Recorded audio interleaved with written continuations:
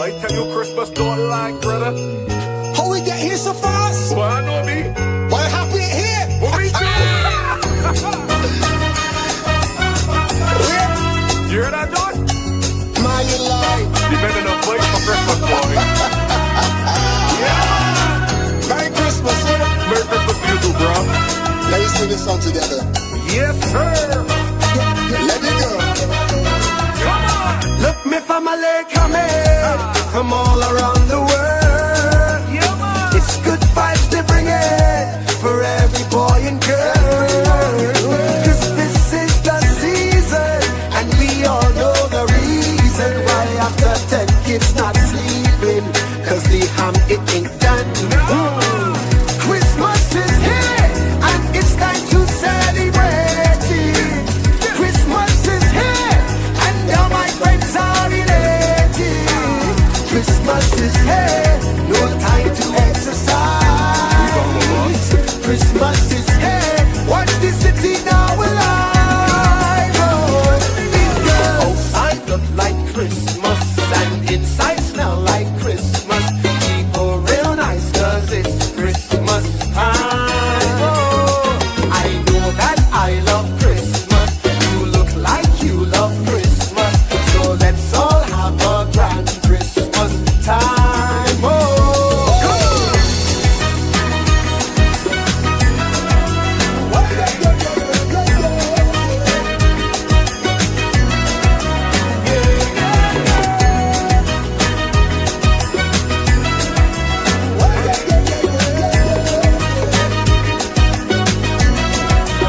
long-time friends I see it, that I ain't seen quite a while.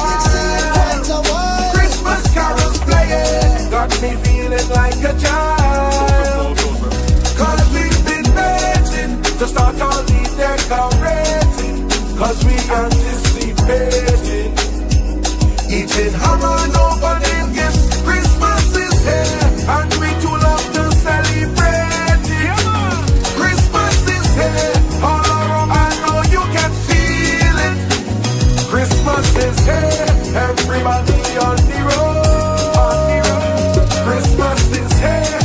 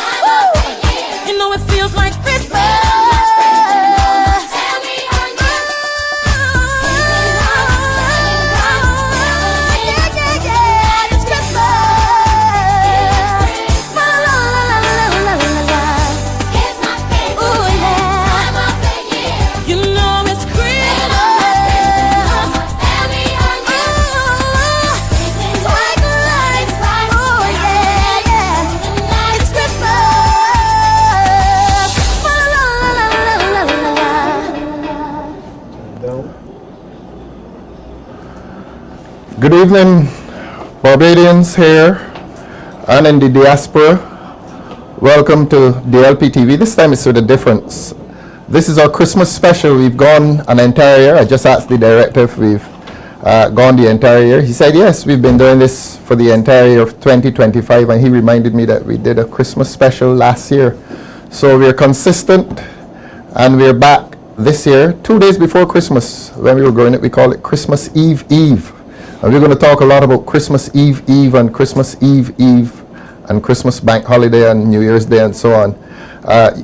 You're going to get to see the other side of these very serious politicians who've been knocking at your doors in St. Joseph and the city, and we'll be knocking at some doors in St. Michael West soon, from what I'm told.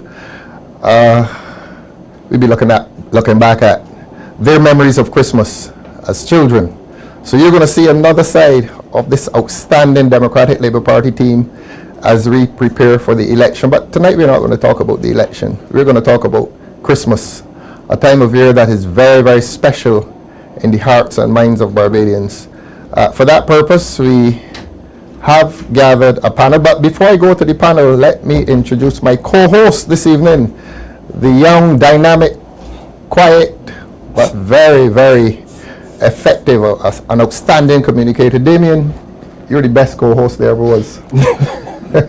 I received that, comrade leader. I received that. And you're the best host there ever was too, because you host a lot of these programs. Welcome. Thank you very much, sir. It's very good to be amongst family again, especially my DLP family and my extended family in the diaspora as well. It's very, very, very, very telling that, you know, we've come so far. We've come so far this year. We've had some ups, we've had some downs, but together as a people, we've made it. We've made it to the end of the year now to celebrate Christmas and looking for prosperous things in the new year. Good. Well, you haven't talked as much as I have, so I want you to introduce these wonderful gentlemen. The one to your immediate left, and I'll introduce the one to my immediate right. So, ladies and gentlemen, this is a young man that needs very little introduction, but I'm going to do him the justice today. He's my friend, he's my comrade, he's someone who's out in the city, he's doing his work, he's the man that I believe that will be in the city of Bridgetown. This is Mr. Dale Rowe. Today we met today and we went and bought some toys for some less fortunate children. You know, we want to make sure that everybody has a piece of Christmas. Correct. Welcome, sir. Season's greetings. Season's greetings as well. Well, we saw Damien walking coming down Bear Street with a chest high and stepping briskly just to get there to get some toys, and you know, it was a sense of urgency. You had a lot of stuff planned today, buddy. Yeah, to be honest, right, I know what it feels like, you know, to receive toys at Christmas, you know, and I know sometimes how it feels not to receive toys at Christmas. So when you told me that you were doing the toy drive at this Diana Dash, right? Yeah. Diana Dash, I said, I'm coming, sir. For sure. Because somebody has to get a toy. We're not letting anybody go without. So, and that is a very good initiative on your part, and I maximum respect to you. Thank you very much. Sir. The real reason behind the toy drive is basically to be that favorite gift that child receive. We don't know. One of those children will say, "You, this is my favorite toy, boy." All thanks to the Democratic Labour Party. So that is the genesis of the toy drive, and also that we know that one of these children will remember this movement. All right, sir. On to you, comrade leader. Thanks, Damien. Thanks, Dale. Thank you, You're sir. talking about toys. The people of St. Joseph are going to get a gift, the gift of good representation, whenever the next election is called. And the gift is right. The gift of St. Joseph and the gift of excellent representation is in the person of Randall Rouse, Mr. St. Joseph himself. Randall, welcome. Thank you, sir, and thank you for your kind introduction. I have been in St. Joseph for the whole day, and wherever I go in St. Joseph, what I found is a Christmas feeling running throughout the constituency. Wherever I look, I saw people cleaning up, putting up blinds, putting up lights, and it is a West Indian thing. You know, if it is one time in the year that you get what you wanted done, is at Christmas time. And my moving around today really drive home to me what Christmas really mean to the Caribbean and Barbados especially. And I even though they are slightly different in the different territories, Christmas is a Caribbean thing. Lovely, lovely. The younger side of the panel is on that side, Randall. So I hope you don't mean that. no, the younger side. I didn't say the young, because if I said young, we'd be saying we're old. The younger side, we are not so young and not so old either. So we're going to hear the younger perspectives on Christmas. We're going to begin by looking back at Christmas as a child, and I want to ask you about that. You grew up in St. Joseph as well? No, I grew up in a small village in St. James called Greenwich Village. Really? Yeah. So, And let me tell you something. At Christmas time, that village used to be alive. well, start telling us about it as a child. Your Well, earliest memories of Christmas. First, to begin with, we as children had to be in the Marl Hole. In the Mar Hole. Yeah. Tell Daryl about that. He don't know. He don't know. He don't know. I told you that's the younger side of the panel. He doesn't know about Marl Hole. Look, let's welcome our overseas people as well, or diaspora people. I'm seeing Shirley from Toronto. Lemuel is very much in Barbados. Welcome, and we're going to welcome the comments of our viewers as well tonight. So tell the viewers and tell Daryl about this Marl Hole that you went into on the days leading up to Christmas. Well, 2 weeks before Christmas, that's where it usually starts. 2 weeks. 2 weeks before. Every child in the village had to be in the Marl Hole, digging marl to spread down around the house. Why? To make it look snow, like snow. Yeah. You know? That was our local snow. That was our local snow. So this was But some white marl. white marl. White Mar, yeah. And marl, From the the marl quarry? is only white.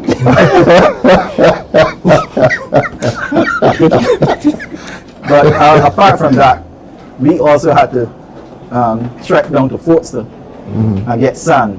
So Greenwich Village is the village up above Whole Town. Yes. If you're walking, that's about what, 15-20 minutes up the hill. About 15-20 minutes.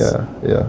But we had to trek down there, collect sand, and we used to spread the sand in the house. In the house. In the house. You mean on the floor? On the floor. Sand. Yeah. Okay.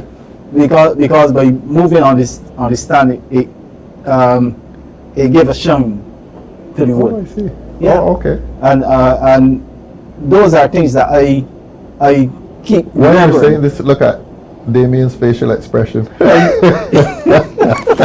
He can't believe it. He probably say we from the old school. Talk for yourself. But I'm from the old school, I admit it. Old school. But apart from that, in terms of toys, we used to get the milk tots and make wheels for the trucks. Let's come back to the sand. So the sand would be down on Christmas Day as well? No. Oh, so you Christmas Eve, that's where the cleaning start of the house. So you'd walk on the sand. So we walk on and the sand, clean the floor. They clean the It floor. was a wooden floor. Christmas Eve, you sweep off the sand and Right. the Tell floor them level the is name polished, Fanus. right?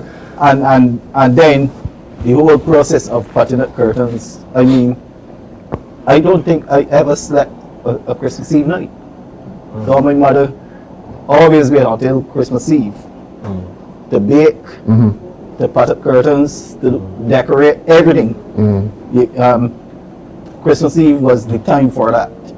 But my favorite time at Christmas Eve is when she making the pudding, because I had to sample it before going to the oven. Before we come to the food, let's compare notes with the younger people about this cleaning thing. Dale, in fact, you take over, co-host. So there we heard some very strange things. Techniques, yeah. We would have not have come up with that. No. Right. No. So for you, right, what was the whole Christmas process for you in regards to cleaning, getting ready? What was it like for you? Christmas Eve. Christmas Eve is where everything must be down, sweat, mop, and in place. So, as a child in Carter Village, head to the supermarket, popular supermarket, Spooner's Hill. You know, Popular? yeah. They had a popular your day growing up. Yes, sir. Rather these people were real young. We head over to Popular and spent 4 hours in the lane. True. Get the taxi, head to Carter Village, you know.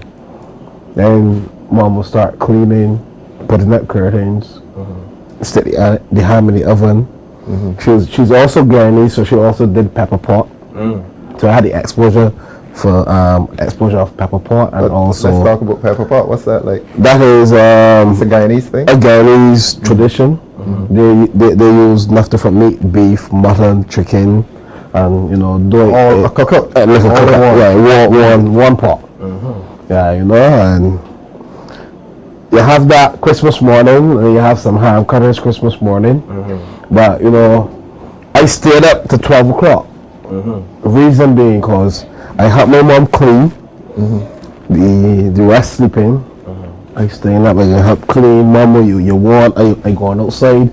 I wash on the yard. I wash on the windows. So you were the oldest? Yes, please. Okay. So you know, at 12 o'clock, yeah, mommy, Merry Christmas. You know what happening? Time for me to open my gift. Midnight. So At midnight. that's the only way you used to That's the only way. first to open. It's like, yeah, I want to be Oh. first. Okay. But my mom, you know, she never allowed it though. You had to wait. You know, cause you know, you head to bed.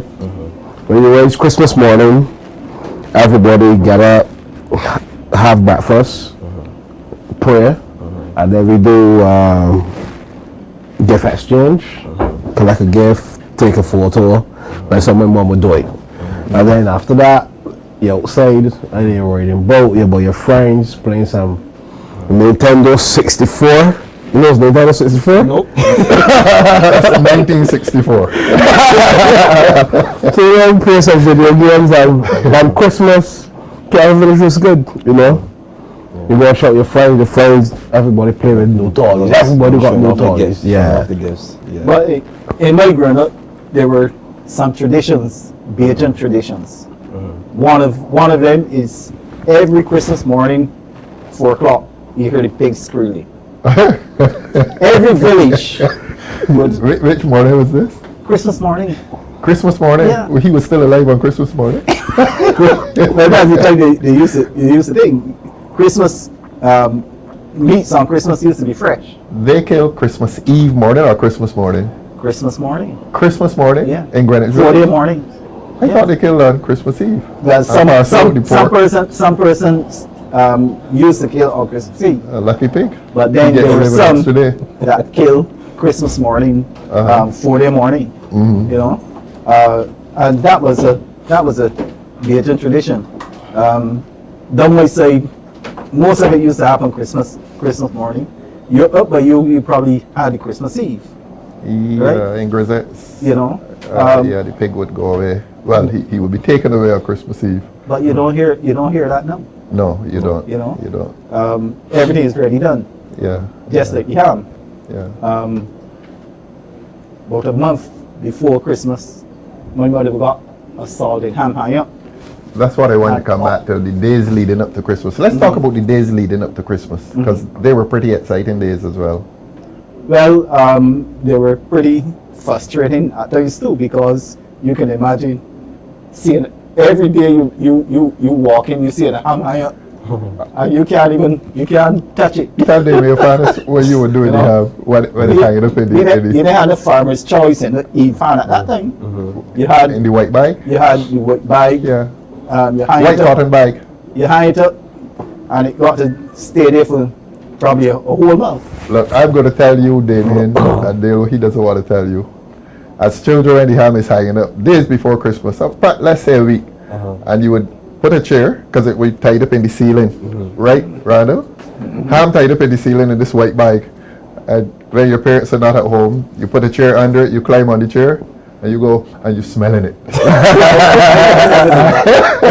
And you call it the smells of Christmas.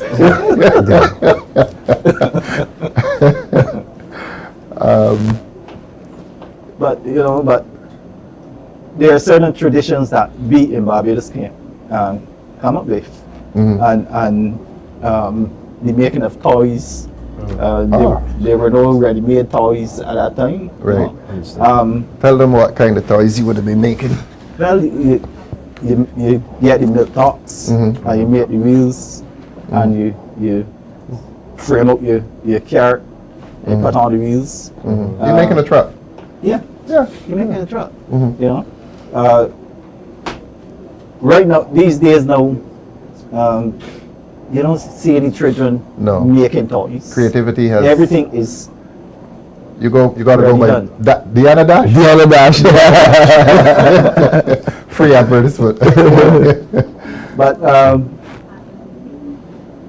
when I really look back, I think that we have missed a lot of the joy of Christmas. I mean, the children Yeah. have missed a lot of the joy of Christmas, and right now, all children are interested in is The gadgets. video games, Video gadgets. you know, gadgets, right? They don't know anything about hopscotch might not be a Christmas thing, but you still got to reflect on the different changes that have taken place, right? But I think that through it all, the spirit of Christmas is still very, very much alive in Barbados. I came through Bridgetown today, and I began to think that the whole of Barbados was in In Bridgetown. Bridgetown. And everybody was carrying curtains. Everybody had a bike. So that mean that persons still appreciate the feeling of Christmas. Tell the young side of the panel what else they used to carry through town. The women would be balancing it on their head. When Derek Allen comes, we're going to get him to talk about that. Well, you're a city man. Yes, sir. You mean to tell me you never heard about that? Exactly what? What do you call it, Randall? Linoleum? Linoleum. You can't get it called, or you go. You want me to come back? All right, let's say Let me linoleum. call it Congolium. Congolium, yeah. Right? Yeah. You know about Congolium there? Yes, sir. I had Congolian in my days. Okay, and you remember Yeah. in your time the ladies would have it on their head or their shoulder walking through Bridge. Nah, boy, in my time is the Muslim van, It's the coolie bar who bring out. Okay. Yeah, you pay $5 a week. And you got your Congolium now. But I wonder how the younger persons, when they hear us older persons talking about what we I told you experience. speak for yourself. The person thing. I said us if you want to include it, if you include you. I wonder when they hear the experiences that we had, how it made them feel. If they feel as though they would have liked to endure some of the experiences that we had, or if they believe that the ready done is the thing to be. Yeah. What I could tell you for me, it gives me a sense of appreciation for times past, because you guys would have, you didn't have the gadgets like how we would have had the gadgets, and in some part, I'm older than Dale, so I didn't really have all the gadgets. Really, I came into when the gadgets became, prominent, but I appreciate the fact that each and every single one of you would have had to work hard. You go and dig up the marl to go and make the house pretty, and you had to make your own toys and stuff like that. So I appreciate the fact that is an experience that, even though myself I probably might not be too happy with, but there is an appreciation there for. Yeah. I had ready-made toys, so I appreciate. Well, the Marl reflected the cultural influence of the big countries, because the Marl, as you would imagine, was simulating snow. Yeah. And Christmas for us, we were told it was a winter festival. Still is, if you look at the Christmas trees and so on. Correct. So I wanted you to know, Damien, that the Marl was spread down to imitate snow. There was a particular tree that used to bloom white every Yes, Christmas. oh I yes, can't not remember seeing it. them now. Snow on the mountain. Snowy Mountain. Snow on the mountain. Snowy Don't see a Mountain. lot of them now. My mother had one. Really? Yeah, my mother had And one. when they put the Christmas lights on those things at night, absolutely beautiful. Beautiful, yeah. Absolutely beautiful. You know about the snow on the mountain? No, sir. I don't know who Snowy Mountain. Because everybody wanted a Snowy Mountain. The morning is a snowy mountain. Lemuel Tell was saying something just now, director. He was telling us about, what was Lemuel telling us? The linoleum gave the house that, yes, that Christmassy smell. That's yes, right. it's true. That's right. Wendy, call the word for me, Congolian. that's how we used to call it. yeah, some people call it whatever. I don't call it Congolian. Let's stay with Congolian. Congolian, Lemuel Tell did give the house that Christmassy smell when it went down. It was like petroleum. It was like a petroleum kind of thing, but it gave the house a newness of smell. And as Lemuel says, Christmassy smell. But I didn't hear you mention how when your mother baking the cake. All right, let's go to the kitchen now then. How you used to. Oh, When she look around, Oh, push your yeah. finger in the bowl. Yes, indeed. Yes, indeed. I think every child is You crouch in there to the kitchen, has done that at some point in and when she turned, you head for the. It was a bacon. It was made of earthenware. The younger one never did that. No, you can't bake it and get the bowl after. Yeah, for sure. Yeah. I was in the kitchen. I love my belly. That's how my mom had to teach me, you know. But in those days, talk about food preparation. Hams were cooked. People Yeah. today bake the ham. Yeah. Yeah. The ham was cooked back in the day. You know about the cooked ham, Dale? No, sir. Beer Baked ham, sir. You see, there we are. Beer ham and a salt bread. With the salt bread. Yeah. And these youngsters, now this gentleman here lived near to the park. And he hasn't told us a word about going into the park. Christmas Day. Christmas morning, yeah. I had some of those. You had days. some, Yeah. what man talk about it, co-host? Well, let me see. That was mostly probably in my teenage years. Teenage years, all the characters would come out King. But you got to tell Dara how you dress. People came out immaculate. I'm talking about the colors. The colors. There are people in the bright reds and the bright greens and the multicoloreds and things. Well, what we would do, we would go to church first. Church used to probably start around probably about 5 a.m. ish. Probably go to about 7:30, Yeah. maybe 8. 5 o'clock service. That 5 was the o'clock traditional service. time, 5 o'clock Traditional service. time, right? So I would go to 5 o'clock service, fall asleep through the whole thing, get up. Which hey, church is this, David? This is the Testament Church of God on Grand I Road. can tell the pastor. And you head straight for the park. You got on your nice suits or your nice white shirts, button downs, and you go and You're sharp. Sharp. You go and mingle around people. The older folks used to come and they used to have the most elaborate and immaculate suits. A bright red, a bright green, and it was something you never had that deal. I know of the Queen's Park, but I never went. So, I have a coming to America. Who's the guy named now? Eddie Murphy. Eddie Murphy. Yeah. So I have a suit home with the lion on the jacket and the crown. So I might just take the trip Christmas morning. You should try it. Coming to America. Well, they'll not. Unfortunately, I've never been to the park Christmas morning. Sorry about that. That's fine. I was about to ask you about the main attraction in the park. Well, You never went. I've never been, but I think I'll make it this year. Okay. The main attraction in the park used to be King Dial. King Doe, yeah. You know of King Dial? I know of King Damien? Doe, yeah. Dale, you don't know of King Dial, do you? No, sir. Look, we got to get you off this panel. You see that?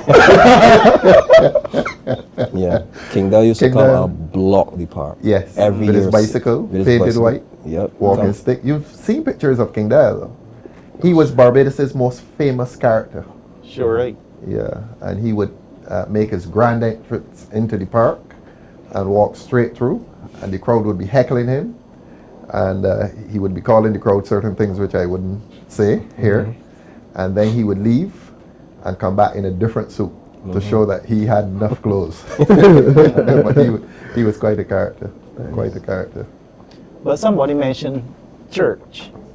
Yeah, Every church in Barbados used to have a Christmas program that's right. where the young people had to recite recitations. Yeah. Mm-hmm. And I remember on one occasion, Which church was yours for Christmas? Pentecostal. Pentecostal in Greenwich Village. Yeah, Morgan's Pentecostal. Morgan's Pentecostal. Yeah, yes. And you were in the You did a recitation, Randall? Yes, I did several recitations, but I remember one. Before you did the recitation, the boys had to do something. You went up on the platform, and before you started the recitation, tell these young people what you had to do.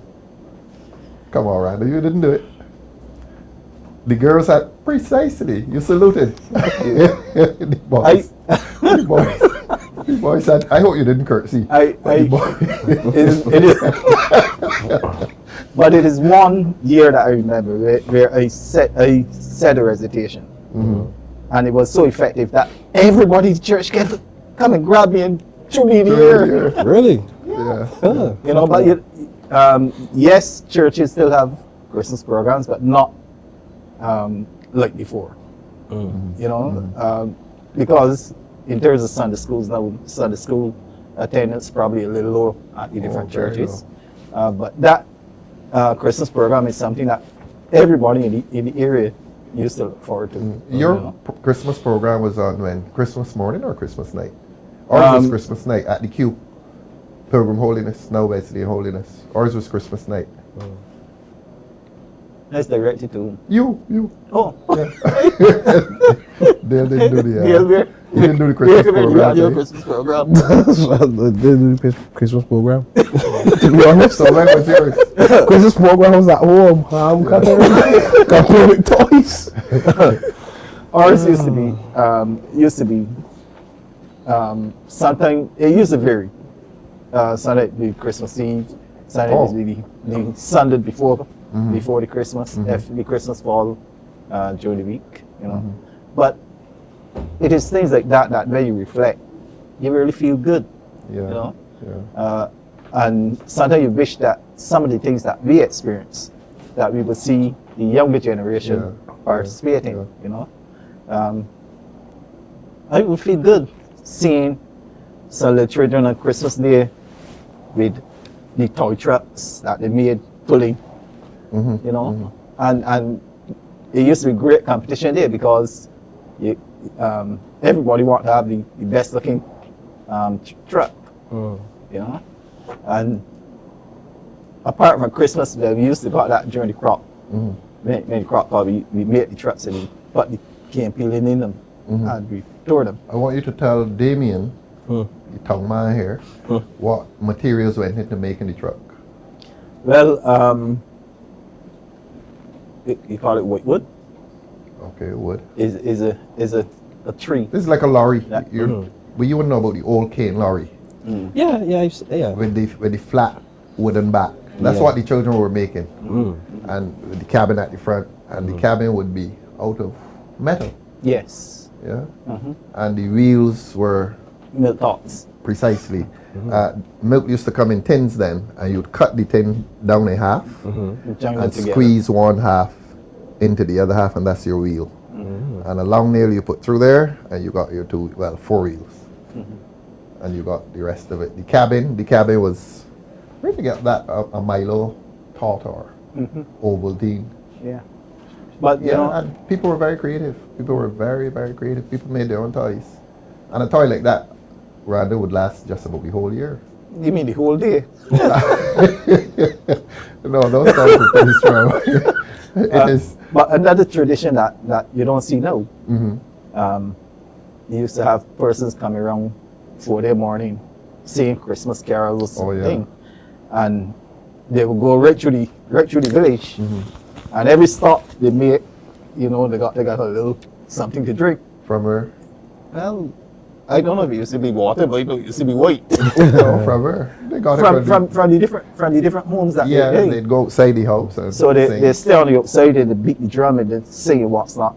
And every house is expected to give a drink to the persons. So you know at the end of when they cover the whole village, a couple of persons can't move. Right? But that is the type of tradition that I would like to see come back. Where What did you persons call them? These minstrels that went around with the drum and so on. they just used to be people from the area that come together. I asked you that because we used to call them the scrubbers.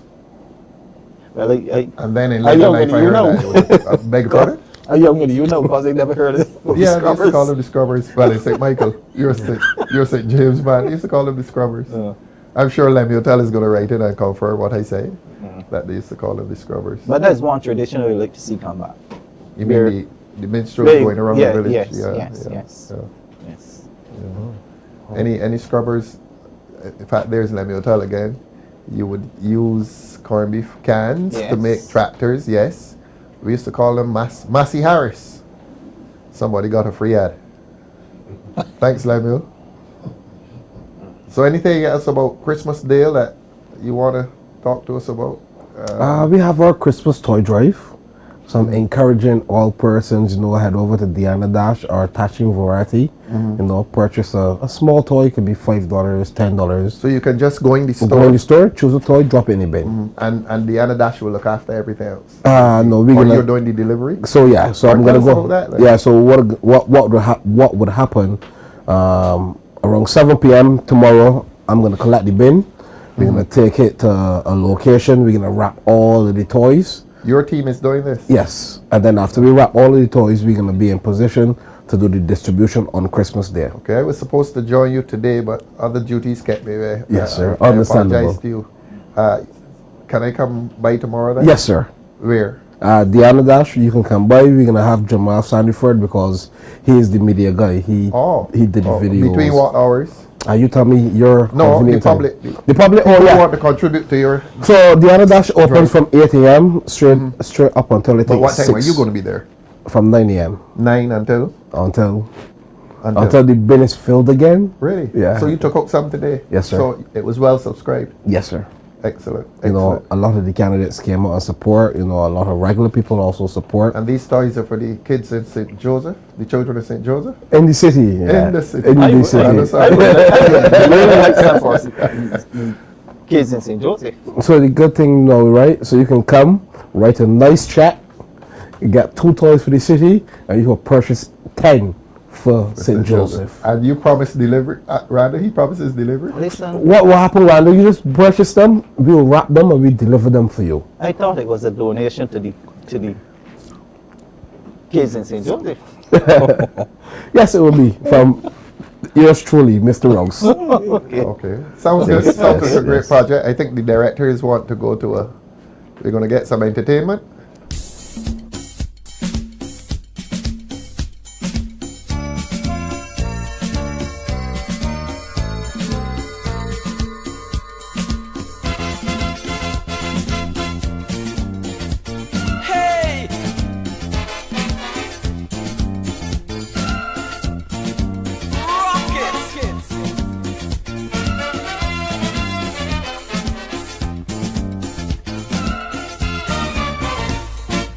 Now I come home late on this Christmas Eve night.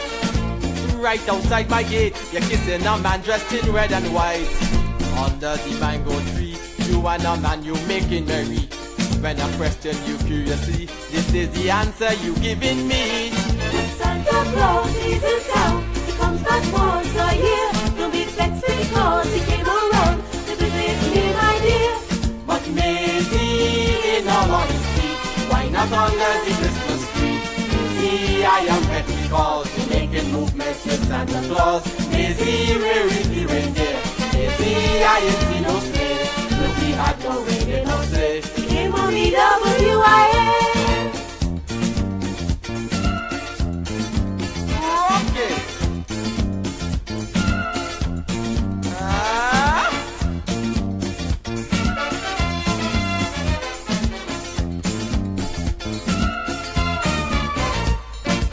Maisie, please tell me how many Santa Clauses are there?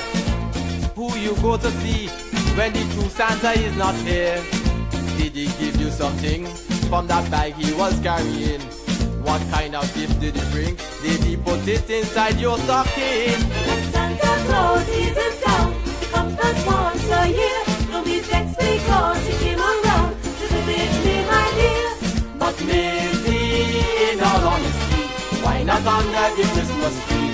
Maisie, I am vexed because we're making movements with Santa Claus. Maisie, where is the reindeer? Maisie, I ain't seen no sleigh. No, we had no reindeer, no sleigh. He came on the WIA.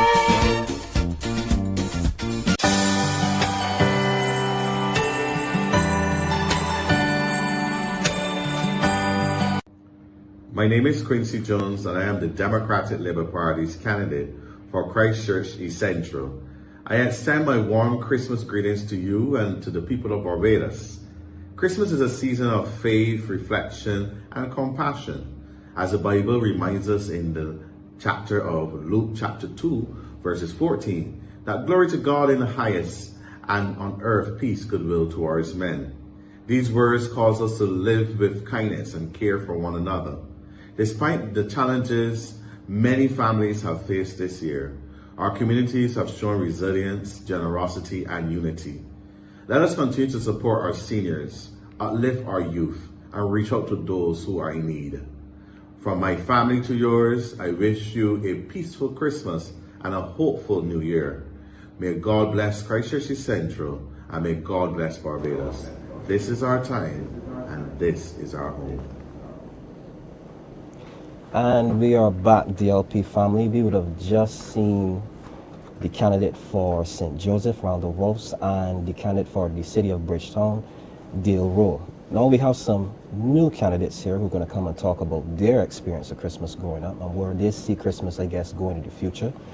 Next to me is, a young man who also doesn't need any introduction, also my friend, my comrade. Sure. Sir, my good friend, Ramon Goodman. Guy for St. Andrew, Mr. St. Andrew. Yes, sir. Yes, sir. It's good to have you on. Merry Christmas to you. Good night, good night. Merry Christmas. Season's greetings to you. Thank you, sir. Yeah, that's very, very appropriate introduction. Oh, you deserve it. Because you deserve it. For sure. For sure. And the other guest, you've heard the countryman. That's Ramon, the countryman. We got an urban man for you. The heart and soul of St. Michael South. Very quiet gentleman, but works hard and effectively. He came through to our party in St. John on Saturday. I was so pleased to see him there. I like to talk about their life outside of politics. He was a champion sprinter at Lodge School. And of course, where I went to school, we hated Lodge boys on sports day. So the laughter you've heard is from Nathaniel Boyce, the heart and soul of St. Michael South. He's a winner down there. Nathaniel, welcome to this Christmas show. Thank you. We're going to talk old Christmas, Young Christmas. This is a young Christmas now. Because I guess it's a young Christmas. Yeah, but our side out here is the slightly older side. So I drift into this side. Okay, you go there then. We're talking about Christmas, your memories of Christmas growing up. Yeah. And this is St. Michael or in St. John next to Loud School? Oh, St. Michael, I will say. My Christmas, I was obviously, I grew up in a family home, and my grandparents, obviously they would have moved from Bullins Avenue and moved up to Reesland and Brennan's Hill. My grandmom, she used to keep shop, Eastman, and obviously, you will see people coming back and forth to purchase items. Also, although we lived there, my grandfather, he kept pigs, we had chickens, rabbits. You sounded rich. Pigs, chickens, rabbits. You have to do it. It's a big family. My grandparents, they had 11 children. So like I said, they moved from Bullins Avenue, which was back in their small little chattel house, and development. My grandfather, he was a seaman, and always back and forth up the island. And they made my grandfather's out. My grandmom, obviously, in terms of being a housewife, trying to supplement income. So you shop, then raising chickens, because I had my hands at actually killing a few chickens, and I watched from above there on Saturday. I remember you heard the pig screaming, and you saw a pig being killed. Yeah, my grandfather had. You don't want to talk about it on the show. Is it like kind? It's not. It's not kind of. It's a reality. Okay. With most homes, persons trying to make a little extra money, and then I remember you have the putting sauce, and then during Christmas time and the actual intestine and those things being so I've had those experiences preparing for Christmas. Randall Rouse was telling us that you would hear the pigs squealing on Christmas morning. I thought it was not Christmas morning, but in Greenwich Village, that's how they did it. When was this pig killed? Well, no, I don't remember it happening on a Saturday. The Saturday before Christmas? Yeah, Saturday or before, not around Christmas time. Even the killing of the chickens will happen before. No, Pigs, yeah, it happened before. We're not on the same day. Right. Yes, I don't know where Randall grew up. Yeah, no, no. People No. in all the fancy suits and they No. People pigs. No. That's something different. Yeah, something different. Yeah. So I have had those experiences where actually, in terms of being self-sufficient, and obviously for the household, and then some of the others will either give away or probably be sold. Yeah. But tell the young side, when they kill the pig, that's the young side down there. When this is the old side up here. When the pig was killed, they obviously cut it up. Correct. And delivered it. Correct. What did they deliver it in? But I can't remember that part. I remember just eating part. Brown paper. Brown paper. Yeah, the paper. Yes, you're correct. Yes, correct. Yes, Yes, and yes. come on, You're correct. That's what. Yeah, you're correct. I remember the paper now. Yeah. So Nathaniel, you would have said that your grandfather would have had 11 children. So for Christmas, did you all have the big family? Yes, like I said, I grew up in a they came from a small, humble beginnings, and then they moved up in Richland. So my grandparents obviously they built what we call a top and bottom house, and what's the top and bottom house? Upstairs and downstairs. Okay. And obviously all houses have tops and bottoms. You call it top and bottom house. And it was a family house, so I had my uncles and my aunts, then my mother and father, and then 1 or 2 cousins and stuff were living there. So it was a 6-bedroom house, but big extended family. Big extended family, right? So obviously it was like a start of a person, because persons will live at home and then they get a little job and then get married. They stay there for a little bit, then they build their homes and they move on. And that's how the house was for. So it was, for me, around that time, it was a lovely thing to be, because I had a big family and I got a lot of gifts. I was telling somebody, like my son now, he gets gifts back. Back in there, I got a minimum probably with over 13 gifts. 13 gifts. What were the gifts back then? Like a train, cars. Cap guns didn't exist in your days, because you couldn't give a cap gun now. No. My mom and them wasn't honest. This guns business. So we got like trains, cars, Legos. I love Legos back in the day too as well. Right? I mean, those things are very expensive. And the thing is that my son, he gets the opportunity now. He will get some money to go on, because I went this morning. I went there by Dale first and supported his initiative. And so my son, he was looking at things he wanted. Back in there, you had to wait till Christmas Day, and I heard Dale mention something about he'll be up. So now you try to stay up to see if Santa Claus is going to bring these gifts, because we had a chimney. I mean, back then people had it. So he was breaking in the house then? You had to be. So you're looking to see, you're peeping down, you're looking downstairs to see, because you didn't see nothing tree yet. But by morning time, you realize their whole set of gifts on the tree. So what did you think? You believe in Santa Claus? I believe in Santa Claus. But becoming an older person, and you see the more commercial side of things.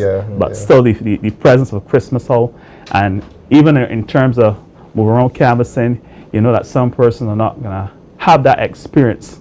Younger persons, because of the situation that they live in, But for me, I can say I can't say that it was a bad Christmas, because I had a family member, even like how things have changed. My matriarch, my grandmama, she has passed on, grandfather passed on, and everybody moved out and have their homes, and sometimes you go apart, even family too coming in and stuff like that. So back then, like Rana said, back then you had that feeling of Christmas, everybody coming out. And I remember when my grandmother baked, because she would do sweet bread, cake, you put in the great cake, chicken, the ham, all them things.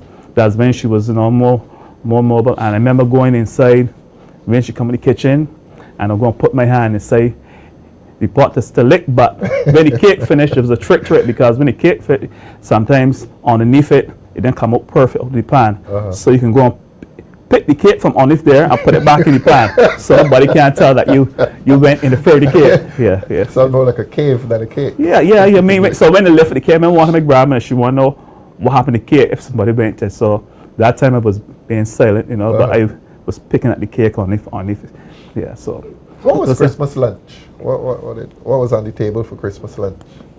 well, we had pork, ham, chicken, the coleslaw, Rice and peas? green Green peas, they call them, I think. green peas, what's called jug. Yes, those things, the traditional things, sorrow drink and those things, the traditional things we normally would have had. Like I said, my grandparents, they kept like stock and stuff like that. So it made things easier. And having a extended family, a big family, you know, people were bringing stuff, you know, because they're living at the house. Right. So it wasn't, my experience was not bad, but as you get older, I guess we discussed that day, you know, the feeling, even like I remember Randall mentioned something about in church. I remember reciting, having the Christmas programs, and you felt good to be part of a, you know. Which church was this? This is Dalkeith Methodist Church. Oh, yeah. So you had that feeling, and you know, the feeling was there. You know, nowadays, I guess because of these certain living situations again, and it was happening in the country that, you know, have become more commercialized, and people just, even although there's lots of people in the city moving around, and you listen to them, and you know, they're just trying to even buy something, a little cheap something to take home for, you know, for a niece or nephew or so, to, you know, to have that feeling. You yourself don't feel the same spirit? Well, I honestly know my spirit has moved into a more of and the past years of giving, not receiving. You know, you give out quietly, you give out some hampers. You know, you can't give to everybody because you're not in that position, and people do call you, and constituents, you mean? Constituents and vouchers too. You give out some vouchers, so you know you want to give to those who really need it. Because you know, some people will call you and say a thing, but you know they're comfortable and don't really need it. But because you know they're hearing boys guilt and so right. So, but you try to make sure that those lives of persons who you've encountered that having some challenges, you know, that you can still make. Because I haven't finished. I've been around this time is very busy. I haven't really done. Wife have given me a few words too, because you know home we neglect home and we out there so trying to assist, you know, people so that on Christmas Day they're comfortable. So I wanna let Ramon jump in here. Yes. Yeah, for sure. So Ramon, tell me about Christmas for you when it was growing up. What was it like for you? My Christmas actually started from the Christmas program. This is at Blessing Holiness Blackrock Church. I would actually perform, I would recite. There were numerous recitations and so forth that I would be involved in. I also sang in the choir, you know. So I was heavily involved in that particular program at that particular time. So that was actually a week before the actual day of Christmas, right? So as the first thing, that's how I knew Christmas was in here, for sure, no doubt about it, right? So they would have the program, and then a week would pass, and now we come to Christmas Eve. Now, and I can go back now, throughout that week, it was pure mayhem in the house, and that was because you had curtains, you had Christmas tree had to be up. You had furniture being moved around, you know. Any painting? Any painting? Yes, some painting as well too. Thank you. But we had a whole year, and I just felt as though, you know, bam, this one particular time, and I would roll up my eyes, but I would still participate, right? And I love the smell of the new paint, because you know it is some painting. I love the smell of the Christmas tree. Fun fact. I would actually sit on the Christmas tree because I love to see the Christmas lights as well too. Right, so that was Christmas Eve.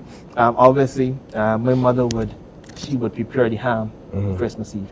Now, a couple times where Christmas was concerned, we had the ham done the Christmas Eve, and before the ham was done, it was done. You know, so she had to be very careful and be strategic when she prepared this ham. Very strategic. And monitor it. That is correct, right? That is correct, right? So she would do the ham. You want to look at Patricia Green? Yes. I love going to the singing tree at People's Cathedral. I don't think I've ever been to the singing tree. I think I've been don't there think I've once. been to the singing tree. It's still on? I'm not sure. I am not too sure. But mention was made of people going around, singing. Yes. I actually You know of that, participated- Ramon? Yes, I participated a okay. year in that when it was at primary school, at St. Stephen's Primary School. We went actually to a hotel. We sang. That was actually when I could have sing. Well, you said that you move into Yeah, China, I you could know, sing. so, I could, yeah, so yeah, I could sing then. transition was Right? good. But I enjoyed that. We did some caroling and so forth. So when we get back now to, I believe we were at Christmas Eve and food prepared or nearly prepared, and then obviously some items will be done the Christmas morning, right? But let's refocus now back to the Christmas morning at 5 a.m. And again, this was another sign. Christmas was here. We would wake up I would wake up about 4 o'clock, right? Because service was 5 a.m. And again, my mother was very serious, very, very serious about this thing. At 4 o'clock, she would wake up my brother and I, make sure that we bathe and so forth, get ready for church. Because at 5, I believe that, no, a couple minutes before 5, we had to be at church for 5. So a couple minutes before 5, we had to be leaving the house because church is at 5. No ifs, no buts, no babies. Got it. right? So we had a decent service. I must admit, some of the service I did a little bit of sleeping as well, obviously, because honestly at that point in time, I think one of my main focus was the activity after the church. But there were some services where I enjoyed it, especially singing. The singing was fantastic. I love the Christmas carols. You got any Queen's Park this? Yes, sir. I'm going to get to that. We're going to try Quickly, Ramon, see what Lemuel just told us. We didn't have Christmas trees. We used a branch from a mulch tree and put I'll a put red ribbon on it. Yeah, Lemuel clearly is not the youngest man in this. Yeah. And, You don't know about that, Nathaniel? No, You no, know no, about no, the no. live tree? and I'll Okay. tell you a little bit about the Christmas tree. I would see on TV real Christmas, and I used to call them real Christmas trees. Right? When I actually saw my mother now going to the store to buy these mock things, I said, well, what's the game with that? But again, I accepted it because you know what was under that tree? Presents. Presents. All There right. we go. So I accepted it. I said, no problem. You'll be in that one. Fine. Okay. So church service, and as I mentioned, love the singing and so forth. And after that was Queen's Park. Right? I never saw King Dale. Never saw King No, I Dale. never saw him Heard of him, personally. I've heard of him. I want you to tell Damien how you were dressed on this Christmas morning. Yeah, And I want you to come to a that. year ago, yes. No, a year ago as a little boy. No, I meant a year ago. I talked about it. Oh, on the yes, TV. yes, that's right. Yes. That's right. Okay. Now, my mother, she would dress my brother and I up in the same clothes. This year in particular, it was an all green suit. All green? All green suit. All green. All green suit. Right? I look like a Christmas tree. I want to sound as elves. Oh my goodness gracious. Right? And I felt rather fussy about it. I say sharp. Whoa, okay. Sharp. But you know, green, honestly, green wasn't one of my favorite colors, right? But it was well fitted, and obviously my brother, he also had on the same green suit as well too. But we had a good time in Queens. Who's older, you or your brother? My brother's older. Your brother's Yes, older. He's about 46. He's 46 years old. Don't get salute the man. That's all. Yeah, that's fine. But Queen's Park, obviously, other little children, would be there. We would play a little bit, and then obviously, after Queen's Park, it's home time. Home time. How you got to Queen's Park? From the Wesleyan Church in Thank you. Clevedale? Sometimes we carpooled. Oh, Sometimes we carpooled. okay. Yes, we carpooled. Okay. Because at that time we didn't have a vehicle at the house, so we carpooled from that location to Queen's Park. Yes, so it was a lot of little children, just like ourselves. Yeah. We had a grand old time. I remember as well too something called I remember candy apple. Yeah. They would sell candy apples as well too. On the stick? That is correct, at Queen's Park, right? But I ate only a little bit of that because my mind was on the main course. The main course. What was the main course? The main course was macaroni pie, rice and peas, rice and green peas. You would have some ham, You would have some pork. You would then have besides macaroni salad, coleslaw, and so forth. Coleslaw and potato salad as well. Right? And you know, then it was time for presents. I remember one year in particular. My mother would have taken me. Now we usually would go in town about a week before as well to, you know, just Ramon, show me what you want for Christmas, right? And at that point in time, that particular Christmas, I would have chosen a video game. Now, the video game, obviously the video game comes in a box, right? In a box, in a rectangle box. So obviously I would have gone to the Christmas tree now. I said, well, I actually slipped my mind. I said, well, she's probably not going to give me this particular present, right? So it slipped my mind, and I waited then the Christmas day, right? So I went on to the tree, I saw my name there, and I felt the present. I said, well, this don't feel like a box. This don't feel like a rectangle box. And this time I won't push up. Long. I vexed. So I said, no problem. All right. And so touch the box, as I said, fiddle around with it, started to open it. And they didn't used to open it diplomatically. They used to rip it open. I said, no, that's enough. I didn't want no more. Anticipation, though, looking to tap me out. So unwrapped it, and you know how she tricked me, or she fooled me. She had it in some clothes, so you could not feel the full shape of the video game. So she had it in some clothes, a jeans pants, who I can remember, a shirt, and it just felt as though it was girl clothes. It's a clothes again, jeez, it's a clothes again. But then when I unwrapped it, it was the video game I wanted. Right? It was the video game I wanted. So let's refocus. After the opening of the presents, I would take a nap because I had some ethnic fatigue after the food, lots of food. You know, we Barbadians, we love a little sweet thing after the savory items. So I had some ice cream, and then I took a nap. Believe it or not, and I think I mentioned this as well too. Every day religiously, whether by holiday or whether whenever, we would play cricket in the road. I was going to ask about that, you know, because back in, my time, right? We used to play cricket in the road. You used to see Christmas Day? Yeah, Christmas. You used to see, or when I go, you used to see other places, like if I coming from like Queen's Park, right? If I coming from Queen's Park, sometimes, you know, down in that area of Banasalan, maybe even sometimes in the Marhole, right? Or even in the Bay Land, right? If you're coming from my grandmother, you would see people playing cricket. In my day, you could not go. Nobody went outside Christmas Day, really, unless you were going to church or the park or something. It was inside. Well, for me, it was inside, but for sure, I used to see people in the road playing cricket. After that nap, everyone would come outside and play cricket as usual. Play cricket. You know, on Christmas Day? On Christmas Day. On Christmas. Your times are really different. We played cricket every day religiously in front of my house. Every day. And this was an afternoon exercise? That is correct. This was after the nap that we spoke. The food and juice nap. You and I came up in the Wesleyan. That's correct. You were Cleverdale and Q. That is correct, yes. When was your Christmas, what do you call it? The program? Program. It was a week before Christmas. A week before, because ours was Christmas night. No, but yours was more modern times, I suppose. That is correct. About a week before the actual Christmas. Yeah, so the thing. Okay.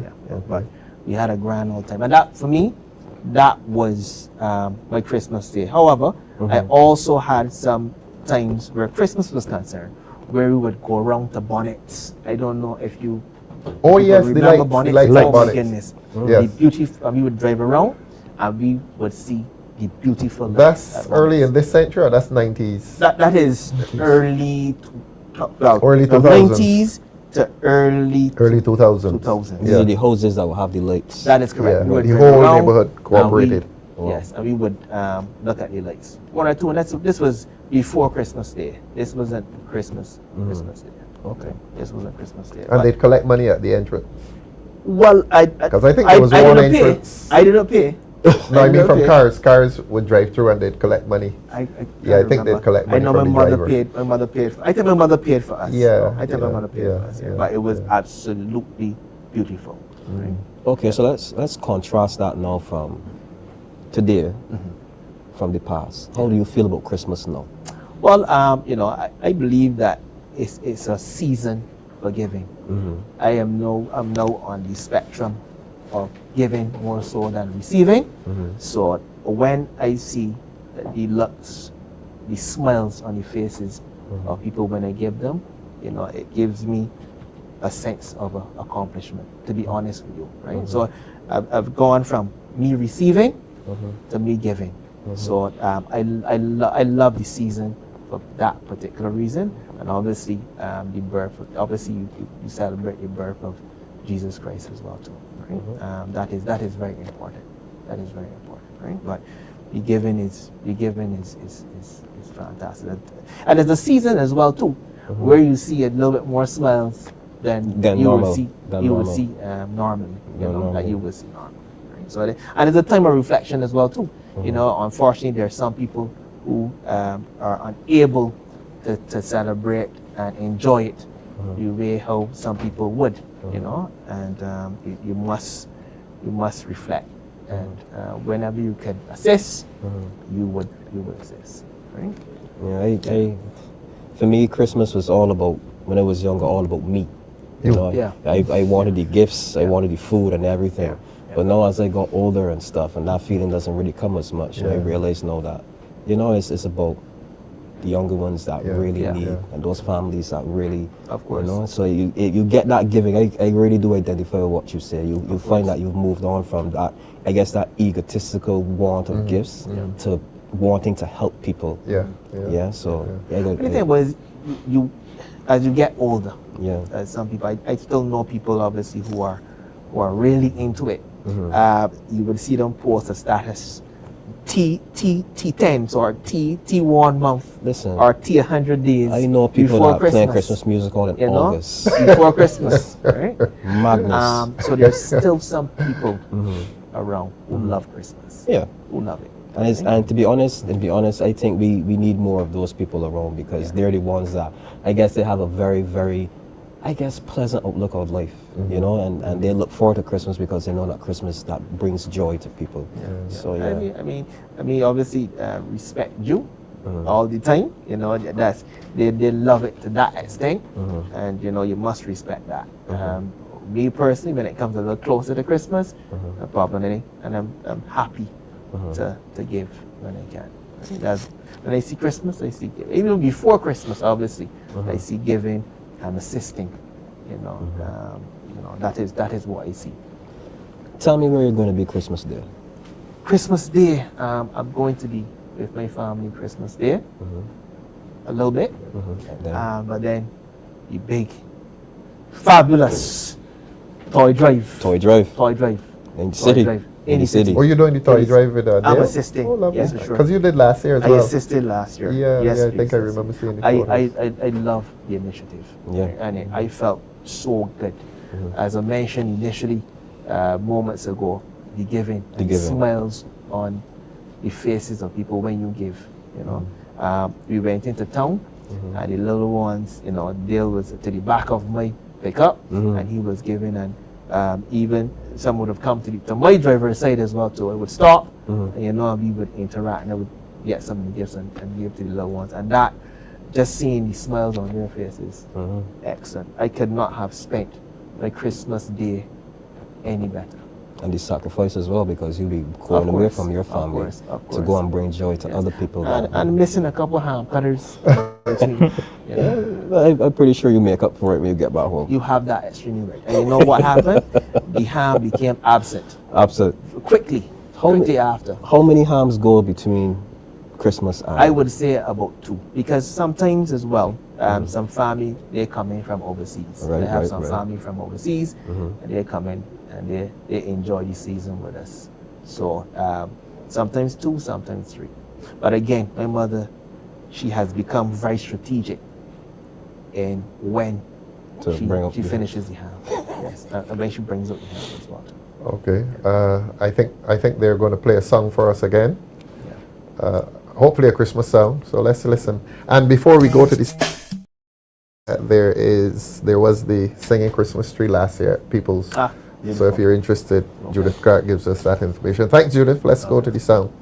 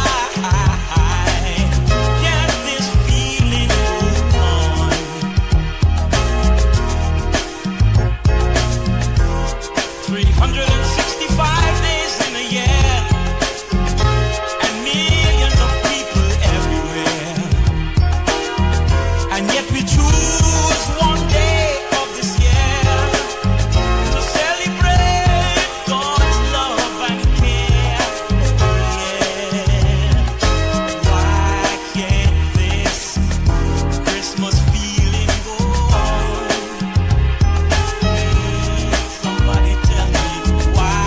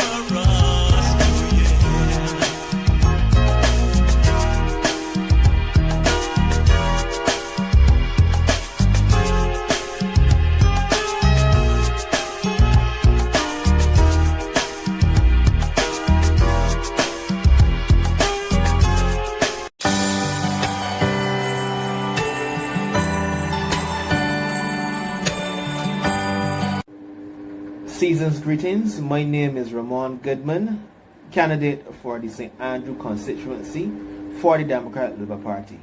I want to wish each and every one of my constituents a Merry Christmas and a prosperous New Year. See you soon. Thank you very much, Ramon, for those Christmas greetings. We just saw Ramon, Mr. St. Andrew himself. And we are rotating the panel tonight. We are seeing the other side of our DLP candidates and comrades. We have now a gentleman who has been around for quite a while. He contested the general election in 2013, 2018, and 2022 in the constituency of St. Thomas. He is a medical doctor. I've met his children. He has some really bright children, so I assume he's a bright man. Dr. Roderick Hines, welcome to talk about Christmas. Good night. Thank you, thank you. Right, and to my left is a man I will always call, I consider him a mentor. He's yeah, I mean that you're older than me and you come and give me advice, so you seem to fit in that role for sure. Mr. Andrew Cave, candidate for Christchurch West, sir. Welcome and thank you so much. Really appreciate it. Yeah, I appreciate you too. Oh. Good man. Enough love. Now, for some reason, the younger people have been sitting down that end. I don't know why. The next panel we have, I bring a young, well, you're not old, but a person younger. Youth attracts youth. Yes, precisely. Now we're talking obviously about early memories of Christmas. First, tell us where you grew up. St. Lucy, St. Thomas, where? I grew up in St. Michael. And St. Michael, where is St. Michael? Between St. Michael and St. Andrew. St. Whitehall. Michael and St. Andrew. Whitehall, St. Michael, and Lake St. Andrew. Whitehall, that's the area you could see. You had a lovely view of the harbor. Lucky man. Tell us about growing up in Whitehall around Christmas. Well, growing up, you knew it was Christmas because it smelled different. Yes. You'll smell paint. You'll smell ham. You'll smell tiger malts. Tiger malts, You know? yeah. And you'll see things like sugar. What we got English apples. Yes. You never would see them. Oh yeah, once a year. Yeah. Once a year, Christmas. At Christmas. And the house was picked down. Everything had to be picked down, tidy, and put back up. And it was in every shop you go in, or village shop that is, you will see the ham hanging up. Hanging up, yeah, yeah, behind the counter. And, some people were lucky in that they could afford the ham. People like me just could look at it and smell it in the shop, you know. You're a ham gazer. You know, or one day be able to take home one, but wasn't so fortunate. Christmas morning. Tell us about Christmas morning. Well, Christmas morning, well, Christmas morning as a child. As a child, yeah. As a child, it was usually you had to go to church. Which church was this? I grew up as a Seventh-day Adventist. Really? Yep. Oh, okay. Oh. And it was normal early morning church, 5 o'clock. And you would also dress in your Sunday best, but it wouldn't be necessarily Sunday. New clothes though. New Well, clothes. Saturday best for you. You Seventh-day Adventist best. Yes, yes. Okay, and then you'll have to you usually go home and unwrap the presents, and I usually got very conservative presents. Book, you know, I usually did getting toys. You know, I was a toy person. Books and clothes. Books and clothes. Yeah, that was mostly what I received at Christmas. But of course, you also go out and play at Christmas time. Everybody in the neighborhood would come out and show off their toys. They wouldn't necessarily show off my books. But Christmas Day, lots of play. Every child in Barbados will tell you Christmas time, the entire season, they're usually on vacation. And it's play season. Every day, you got up and you played. Every day. So Christmas Day was just a culmination of playing season. Okay. And I'm not that young, but I used to do the bonnets thing that. Oh, bonnets, yeah, they like that yeah. bonnets, yeah. And one thing, people used to add a lot of lights, decoration around their house at Christmas. You don't see it much now. I don't know if people can afford the light bill that goes along. Well, we didn't come to talk politics, but we put a little one. When the economy is doing well, more houses have Christmas lights. That's the politics for the day. I'll pass over to you, David. So Andrew, tell me about Christmas when you were growing up. I love Christmas. You loved I love Christmas growing up. And I grew up in Rockley. In Rockley? And my brother and I, we had to go to the beach for our mother. As a matter of fact, our grandmother will organize in our vicinity. So she would go around and knock on all the houses around 4 o'clock in the morning. And everybody will come out with buckets and everybody goes down to the sea together to gather sand. And you see this big set of people going down Browns Gap, down to it was Hastings Rocks. That's where we used to go to the sea, Hastings Rocks. And you see we have a little bath, but before we go home, everybody got these big buckets. And you know what you do with these buckets of sand? You sprinkle it all in the yard. So that was our snow. That was our snow. Improvised snow. Yeah, improvised snow. That was our snow sand. And another part of Christmas, I used to help my grandmother make these plastic flowers. Oh yeah. You remember those plastic flowers? I do. I know these youngsters don't know what plastic flowers. You know, you would cut a shoebox. You cut it in a circle, and then you have another one just like it, and then you put a hole in those two circles, and then you get some you cut some strings of plastic, and you wrap it around, right around, all the way around, and then I will have to explain to you about the plastic flowers we had to make. So that was a thing. Yeah. That was a thing. So growing up for you, Christmas was very special. Very special. You have a picture to share with us. Yeah, I sent it.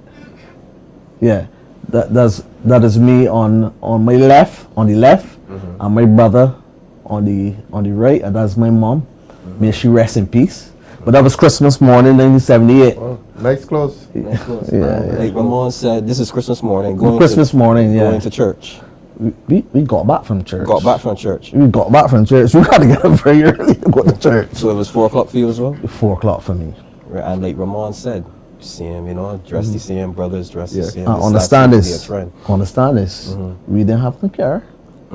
We had to get out and we walked down Browns Gap, cross Hastings Main Road to Cemetery's church. Wow. Dark, in the dark. Yeah, in your clothes though. And they said, "Mommy, suppose something happened. Suppose he heart man, because back in the day, had a time called the heart man." I said, "Mom, you hear from me?" He said, "God is with us." I said, "Okay." It would be what, 3 of you? It was only 3 of us, yeah. Wow. Yeah. So, So tell me about your preparation. How you will help mommy? You will help mommy like fix up the house and stuff like that. What was your duties? What were your duties inside the house? I love Christmas, but it didn't like the work. It was a lot of work. I can tell. Listen, so you know your grandmother has like 3,000 ornaments on this rack. Yeah. And you gotta tear down these 3,000 ornaments, Clean them. wash them, Clean them. dry them, Dry them. and don't break none, you know, man. Do not break any of the Carmen Porter things. Oh, you can. Yep. If not, that's a piece of ham that ain't gonna be plates Christmas morning. That's a deduction. So all right. So let me transition now, right? Let me transition now to you being an adult, right? You're a father. Yeah. Right. What does Christmas means to you now, being a father? Helping my children to experience the same joy that I experienced, because when I found out that Santa wasn't real, I was very upset. I went to my mother and I said, Mommy, you know, he's a traitor. That wasn't nice, you know. You should have told me the truth. Why you want to say on camera? You sure? You should have stop, man. Don't say. I really love the idea about Santa, but you know, Santa came to you and tell you, listen, you think a man on a sleigh and kind of everybody house. Wake up, man. We ain't gonna change the whole game. House in the your first house. place. Oh, yep. So I then realized that Mommy was really Santa Claus, you know. Yeah. And my dad as well. Of course, he wasn't here with us, but he will always make sure that he was saying something for us, you know, to make sure we had a good Christmas too. So, but no, as it relates to my children, I try to make sure that they're good. You know, the joy is really in the giving. I thought I was receiving. As I heard Ramon said earlier, when you mature, there's nothing better in life than giving. It's true. And when we Andrew, look quickly. Bonnie 60 is correct to you. Bonnie's eldest. Andrew, not a rat with ornaments. It was a wagon. Yes, a wagon. Thank you, Bonnie. Enough love. Bonnie lives in Rockley too. Oh. Yeah. Yeah, it was a wagon. Yeah. So tell us about what are the foods that you guys cook for Christmas morning? What do you guys eat? Well, obviously they had ham. I don't take part in ham now. There's 30 years now that I don't eat pork or ham or anything. Not even chicken. But anyway, but growing up, it was ham, it was chicken, it was turkey. You had the macaroni pie, you had the peas, you had the sorrel. I remember my brother and I, we had to help my grandmother put the sorrel to dry because it wasn't in the supermarket and get sorrel. Where would it be dried? We had a not on the roof? No. My grandmother had built a run, something like a run. It was like a fish, like a chicken pen, but it had no roof. But that's where you used to put the clothes to dry. Right, the chicken wire. Yeah, chicken wire. Yeah. The bleach, we would call it. Yes, yes. And we would put the sorrel leaves, the sorrel leaves there to dry. Right, so in the sun. In the sun, yeah. So saying that you don't partake in the pork and stuff, you do the cooking inside your house then? Yeah. Do the cooking? I still cook. My mother taught me to cook. I could bake. I could do anything. So what's your specialty Christmas dish? No. Right now? Right now. I just love fish with rice and a lot of salad. I know that might be boring to some people, but you know. That's why I look like 25. I'm 55, sir. Claim it. Yeah. Claim it, bro. Yeah. Claim it. Yeah. Thank you, Chief. How do you do this fish? Well, like, obviously, you like me salt it, and then my wife always tell me that I over marinate it. But I love my fish highly seasoned. I love my food highly. I'm a pepper guy. Love me some. Yeah. I love some pepper. So. What kind of fish? So I do like marlin, dolphin, salmon. Yes, and I do steak fish. Yeah. So that's your Christmas meal? And that is my Christmas meal. And I enjoy it just like anybody eating Just ham. it was ham. Yeah. To be honest, I don't know about that one. Fish on Christmas Day, I don't think I live that life. You're a stronger man than me. I'm telling you. Not even egg I eat, man. Does he dare the champions, boy? Not even egg, brother. Tell us what the service was like at St. Matthias. You're going in there at 5 o'clock, new shoes. Sometimes they're a little too tight. If you didn't go to the store and fit them. Well, let me tell you, right? At that age, my brother and I would be nodding off. Not enough. In the 5 o'clock service. In the 5 o'clock service. It was kind of too early for two little guys, man. But at the same time, I could not even give birth to the thought of allowing my mother to walk down the road by herself. Oh, I see. So very protected. I said, well, I just tell my brother we gotta go. Really, let me tell. Anybody remember Osido polish? We used to polish the wooden furniture with that, including the wagon. The wagon. And the larder. You would know about the larder, Andrew. Yeah, we had a larder. We put the salt fish and the salt meat in it. Yeah, in the larder. Tell this young man here next to you. In the larder. Barrel. I've never seen a larder. You know about the salt meat barrel? Yeah, water on the feet, you know. Yes. So that the arts can get it. Talk to the young people. Not me. You know about this. I know about this. Whoa. So I guess I'm the odd man out here tonight. You know about the larder, man? I've never seen a larder. You've never seen a larder? I don't think I've ever seen a larder. If I've seen one, I can't remember. So that was probably when I was like young. Yeah. I don't think my grandmother had one. I don't think so. Wow. Those were the days, boy. Those were the days. I keep hearing, yeah. So Doc, you did the 5 o'clock service too? Yes, 5 o'clock service. At Seventh-day Adventist? Really? Which one in their White Hall? Yeah, they had Ebenezer. Ebenezer. You know, and Breath of Life. Breath of Life. On the main road. White Old Man. Mm-hmm. Road. But mostly Ebenezer. I didn't know you were so close to me in Grisette. And that beautiful view of the harbor. Yeah.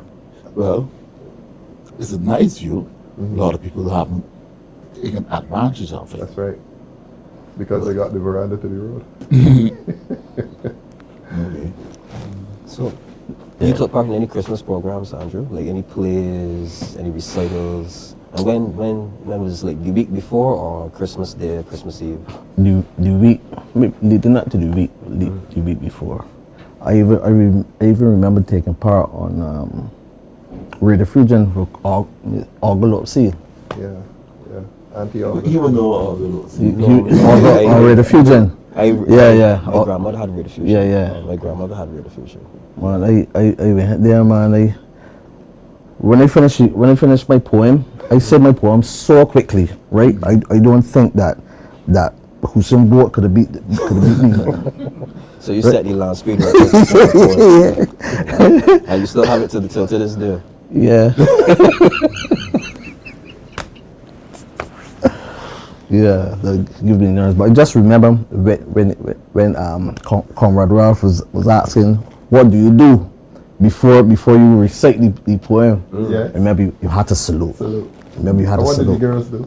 Curtsy. Right. Yeah, you had to curtsy. You don't know about this day? Yeah, but I remember going to the park when I got a little older. I used to say, "Mommy, my mother would get a drop, so that was okay. My mother done straight to the park, not back home and then depart. From church straight to the park. My mother would go to cemeteries. My brother and I, we are 17, 18 now. Oh. And we said, "Mom, you get a drop, you okay, so we can stay back." And we used to go to the Gospel Hall in Darius Road. And so there was a group of us, youth, that were members of the church there. And what we would do is that I don't think we attended church there, but we gathered, and then we went together to the Queen's Park. To the Queen's Park. Salking though? Pardon me? Ever saw King Del? King Del, yeah. I remember they had King Del, they also had Gearbox. Remember Gearbox? Of course. Yeah, but King Del was... When they met, it was unfriendly.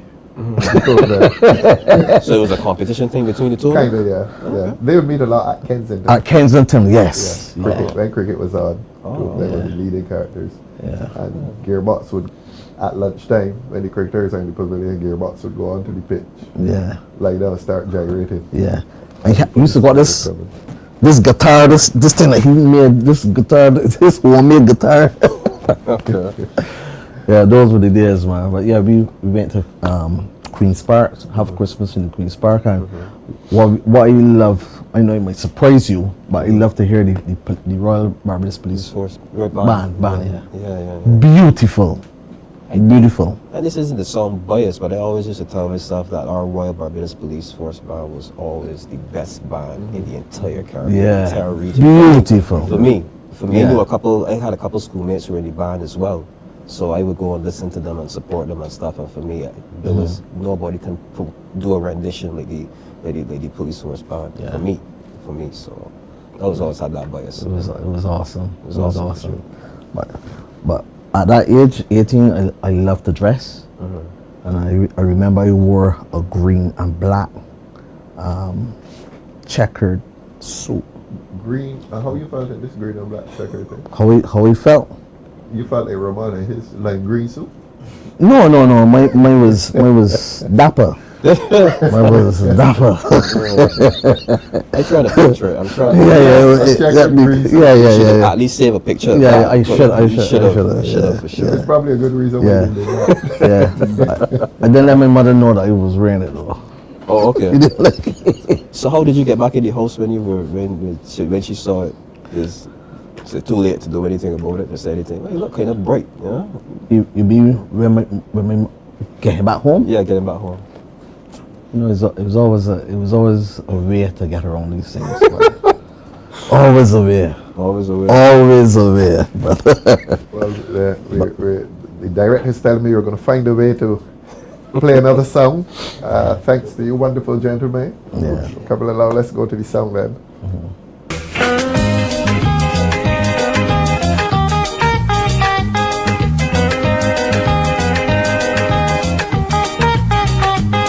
Somebody better talk to Vera. I want them talk that she fast.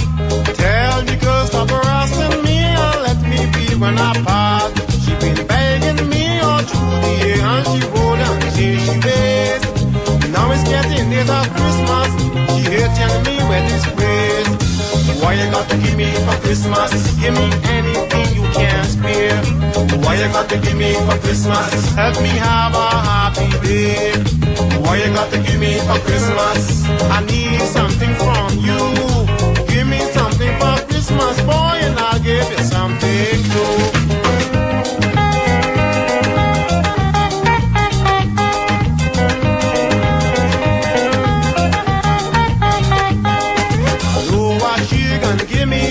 She offered me that before, and the many times that she gave it away, the fire is gonna show. I can't risk taking that from she now, it might make me miserable.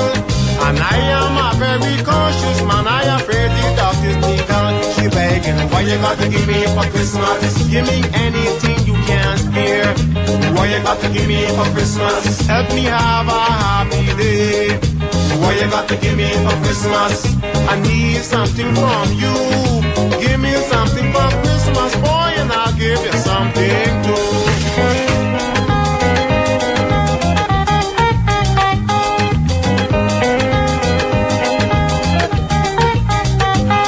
From January to December, the girl on her begging spree. A young strong girl like Vera, begging every man she's seen. She wearing a pair of old blue jeans, nasty till that turning black. And if you barely miss a sneeze, Vera would beg you for that. She begging, why you got to give me for Christmas? Give me anything you can spare. Why you got to give me for Christmas? Help me have a happy day. Why you got to give me for Christmas? I need something from you. Give me something for Christmas, boy, and I'll give you something too.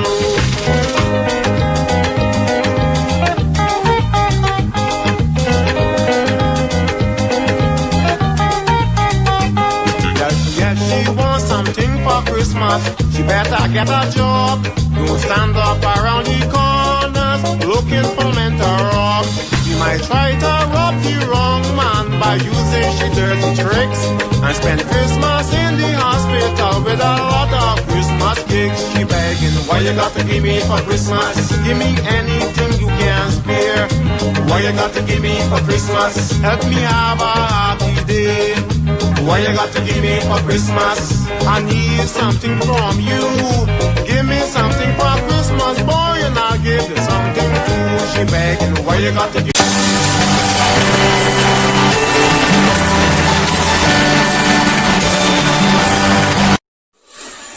On behalf of my family and I want to wish the entire Barbados happy Christmas, prosperous 2026. I know we all had our challenges, ups and downs, setbacks. But let me just say this, my people. A setback is only a setup for comeback. So, in 2026, you put your hands in mine and mine in yours, and with God by our side, we are going to conquer all. So God bless you. Once again, Merry Christmas and a prosperous 2026. Thank you. Thank you. And we are back. You would have just seen our candidate for Christchurch West, Andrew Cave, who would have given us a riveting story, I guess, about his time growing up and his polka dot green and suit and all of that. And let's not forget Dr. Hines, our guy in St. Thomas, who was here also. So we have some new people to come and tell us about their Christmas experience. I guess now this is the older generation now. Don't get me that. This is the older generation. So to my left is our General Secretary, our guy in St. Michael Southeast, Pedro Shepherd. Sir, thank you very much for coming and joining us. Nice being here. And to my right, Mr. St. James Central himself. Paul has been, when you focus on Paul, you're going to see something around his neck. Keep the audit. Oh, I was hoping to keep the audit. We're celebrating Christmas in St. James Central. Right. Paul, introduce yourself, Paul. Right, Paul Gibson from St. James Central. Having a good time in my constituency today. I was down there having a great time with some folk and having some drinks and some food and really enjoying the constituents. Well, we were talking about early memories of Christmas before you became a young man, which you are now. We want to know about your childhood Christmas. Where did you spend this childhood Christmas? In which parish, in which neighborhood? My earliest recollection of Christmas was when my father, parish St. Michael, Black Rock. My grandparents are from Deacons Road. I grew up in the Deacons Road area and Brighton as my two locations there. But I always remember when the band and the tap band and everything was coming and drumming, and there was all this excitement when they came, and the lady with the big bottom, what do you call it again? Mother Sally. Yes. I was fascinated as a young 5-year-old. I said, hold on, how old you guys like that, and the noise and the excitement, and I always remember as well my father and his friends. My father bought me a car racing set. And I do not understand why, but these guys will just set up my car racing set. And I will have to stand watching them racing cars, these big men, my car racing set. Scale electric, I think they used to call it. Yeah, scale electric. Yeah, if you got a scale electric, you were really set. I was like a little boy, but I didn't know how to use it. It was yours in theory. It was mine in theory. But they had the big hard Batman playing. Big hard Batman playing the whole day, And I'm crying like, I want my chair, I want to play. Daddy want to turn. They say, hold on. And that was my. How old were you there, Paul? I was about 3, 4, that kind of age. Really, really funny. But but I do remember the gifts and so on. There's so much difference between children having Christmas then and what you're having now. For some reason, I don't know why, there was always an abundance of food. Yes. And I'm hoping that one day the Democratic Labour Party would be able to bring the country's financial health to such a state that kids will for once again be able to buy toys and to afford a good healthy meal. What was the Christmas meal back then? as a child? What do you remember being on the table? I remember my grandmother was. I was a chicken and rice kind of guy. And I wasn't into vegetables. Chicken and rice. So I had this weird palate for jug. I didn't have it very often. So every time I had jug, I would enjoy. That's the brown one. You couldn't identify anything. Anything at all. Yeah, but this is peas. Like my grandmother was peas, and I wasn't really into ham. I don't know, but if you gave me a piece of chicken and some rice, you're chicken man. A chicken man. I do remember though one story when I was about, I think it was 2.5, 3 years old. You have that good a memory? Yeah, going way back then. I remember standing in somebody's fridge. Somebody's hand was above my head, and my father came around the corner and saw me holding somebody's hand and had my mouth there, and he said, "Paul," and I just stopped and looked, it wasn't bad. It was quite good. But I was having a piece of this thing in somebody's house. In somebody's house, yeah, open the fridge. And as a little boy, that was one of those memories that always remind me of as well.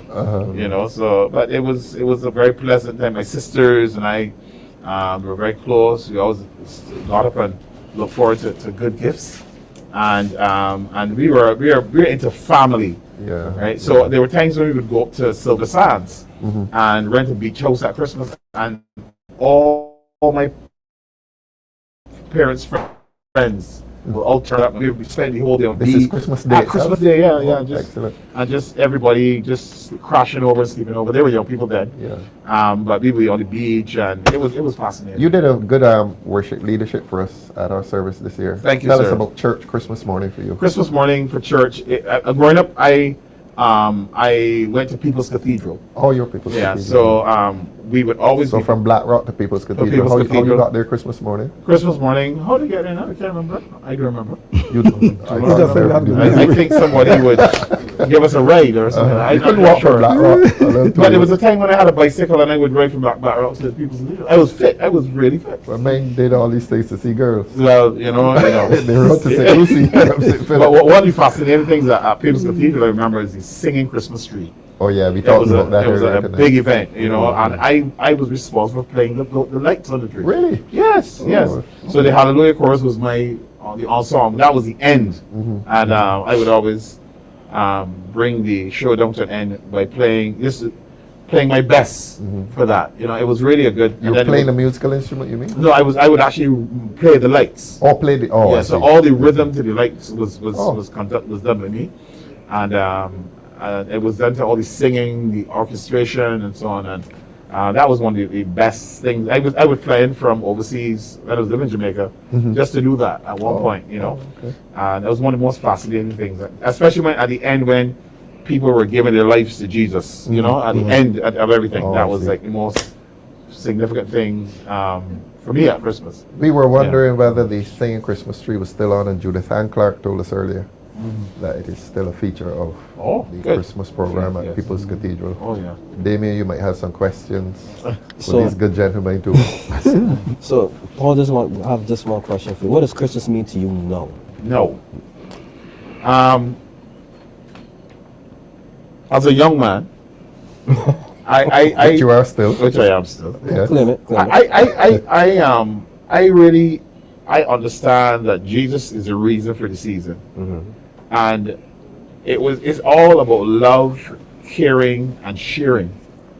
So I am more about looking for those persons that are hardest hit, or old people who are alone, who don't have anybody to talk to, somebody that's blind, or somebody that needs some warmth and comfort from me. As that gives me more joy at Christmas now than the gifts, the food, or anything. Making people happy. Making people happy. Yeah.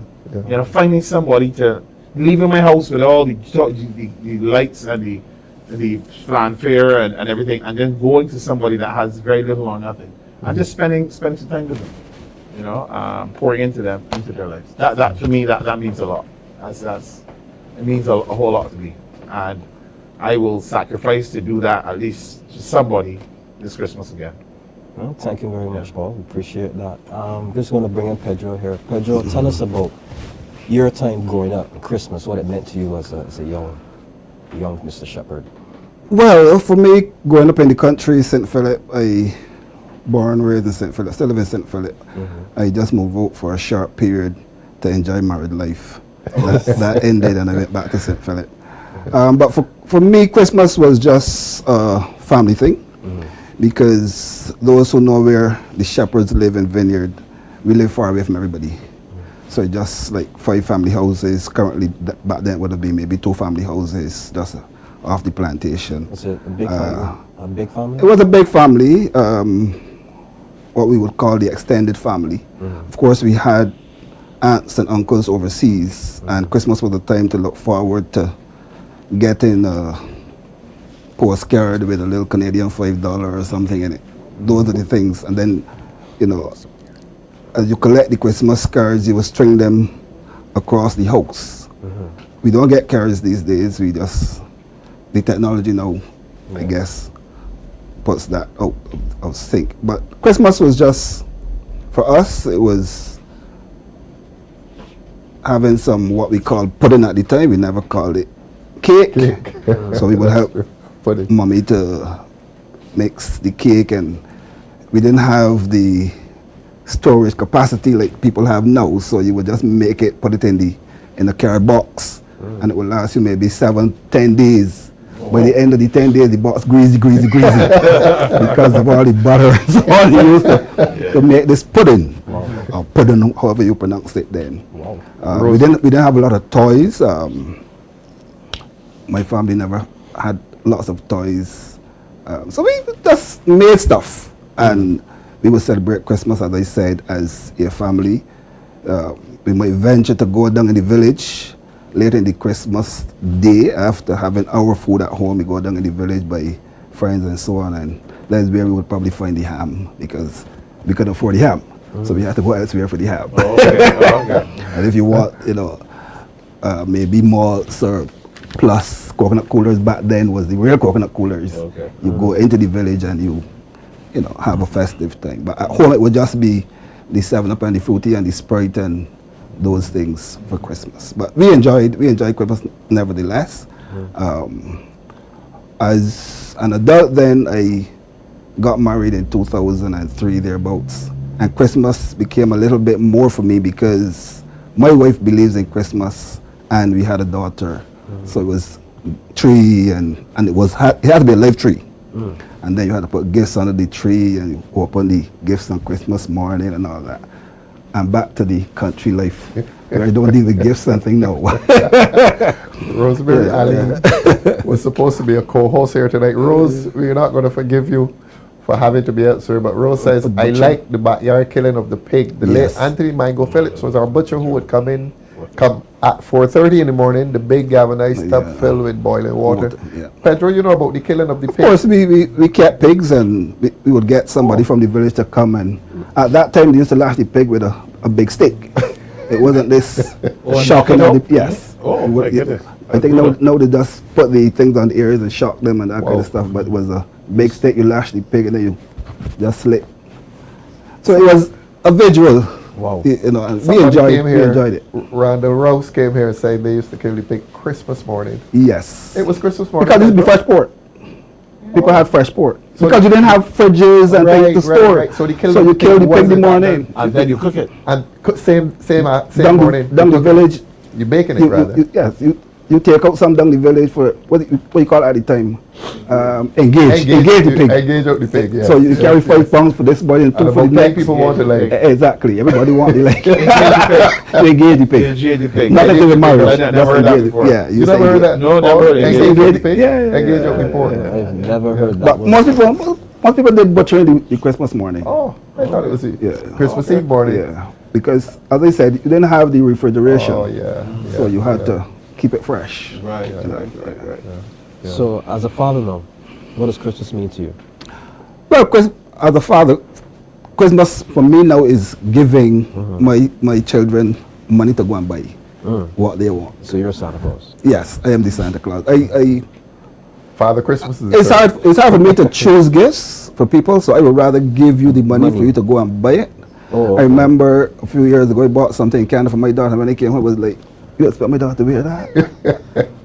Because I bought it so it would last. Because that's how it came up. big clothes so they would last. But now I buy this big shirt for my daughter and it was like, you buy that for your daughter? Shalon, they can wear that? It had to be something now stuck to the body and that kind of stuff. So you have the money, you go and buy what you want. So what about you in the constituency now? Well, in the constituency, this year we were not able to do what we traditionally do in terms of giving out hampers and so on, but I want to go into the constituency over the next week or two, and well, it was really supposed to be a surprise thing. But I want to go in the constituency and see those persons in the constituency who are really engaged in Christmas, who are doing the lights on the home and decorating and so on, and if possible, look to treat two or trade them in the new year, you know, because I think it was mentioned earlier that a lot of people are not putting up the lights and things like before because of the challenges with the economy, the cost of living, etc. So those people who choose to do it, and I was on a bus ride 2 nights ago, and I saw a fantastic display of lights in Chelsea. And I believe all Barbadians should use the opportunity to go into Chelsea and see that house. It is lovely. One would through Paddock Road and yes, back at the stables. Yes, and it's on the left. Yes. I know years ago it used to be the one by Simpson Motors. Robinson, from Ajax. But this one in Chelsea is the other one fantastic.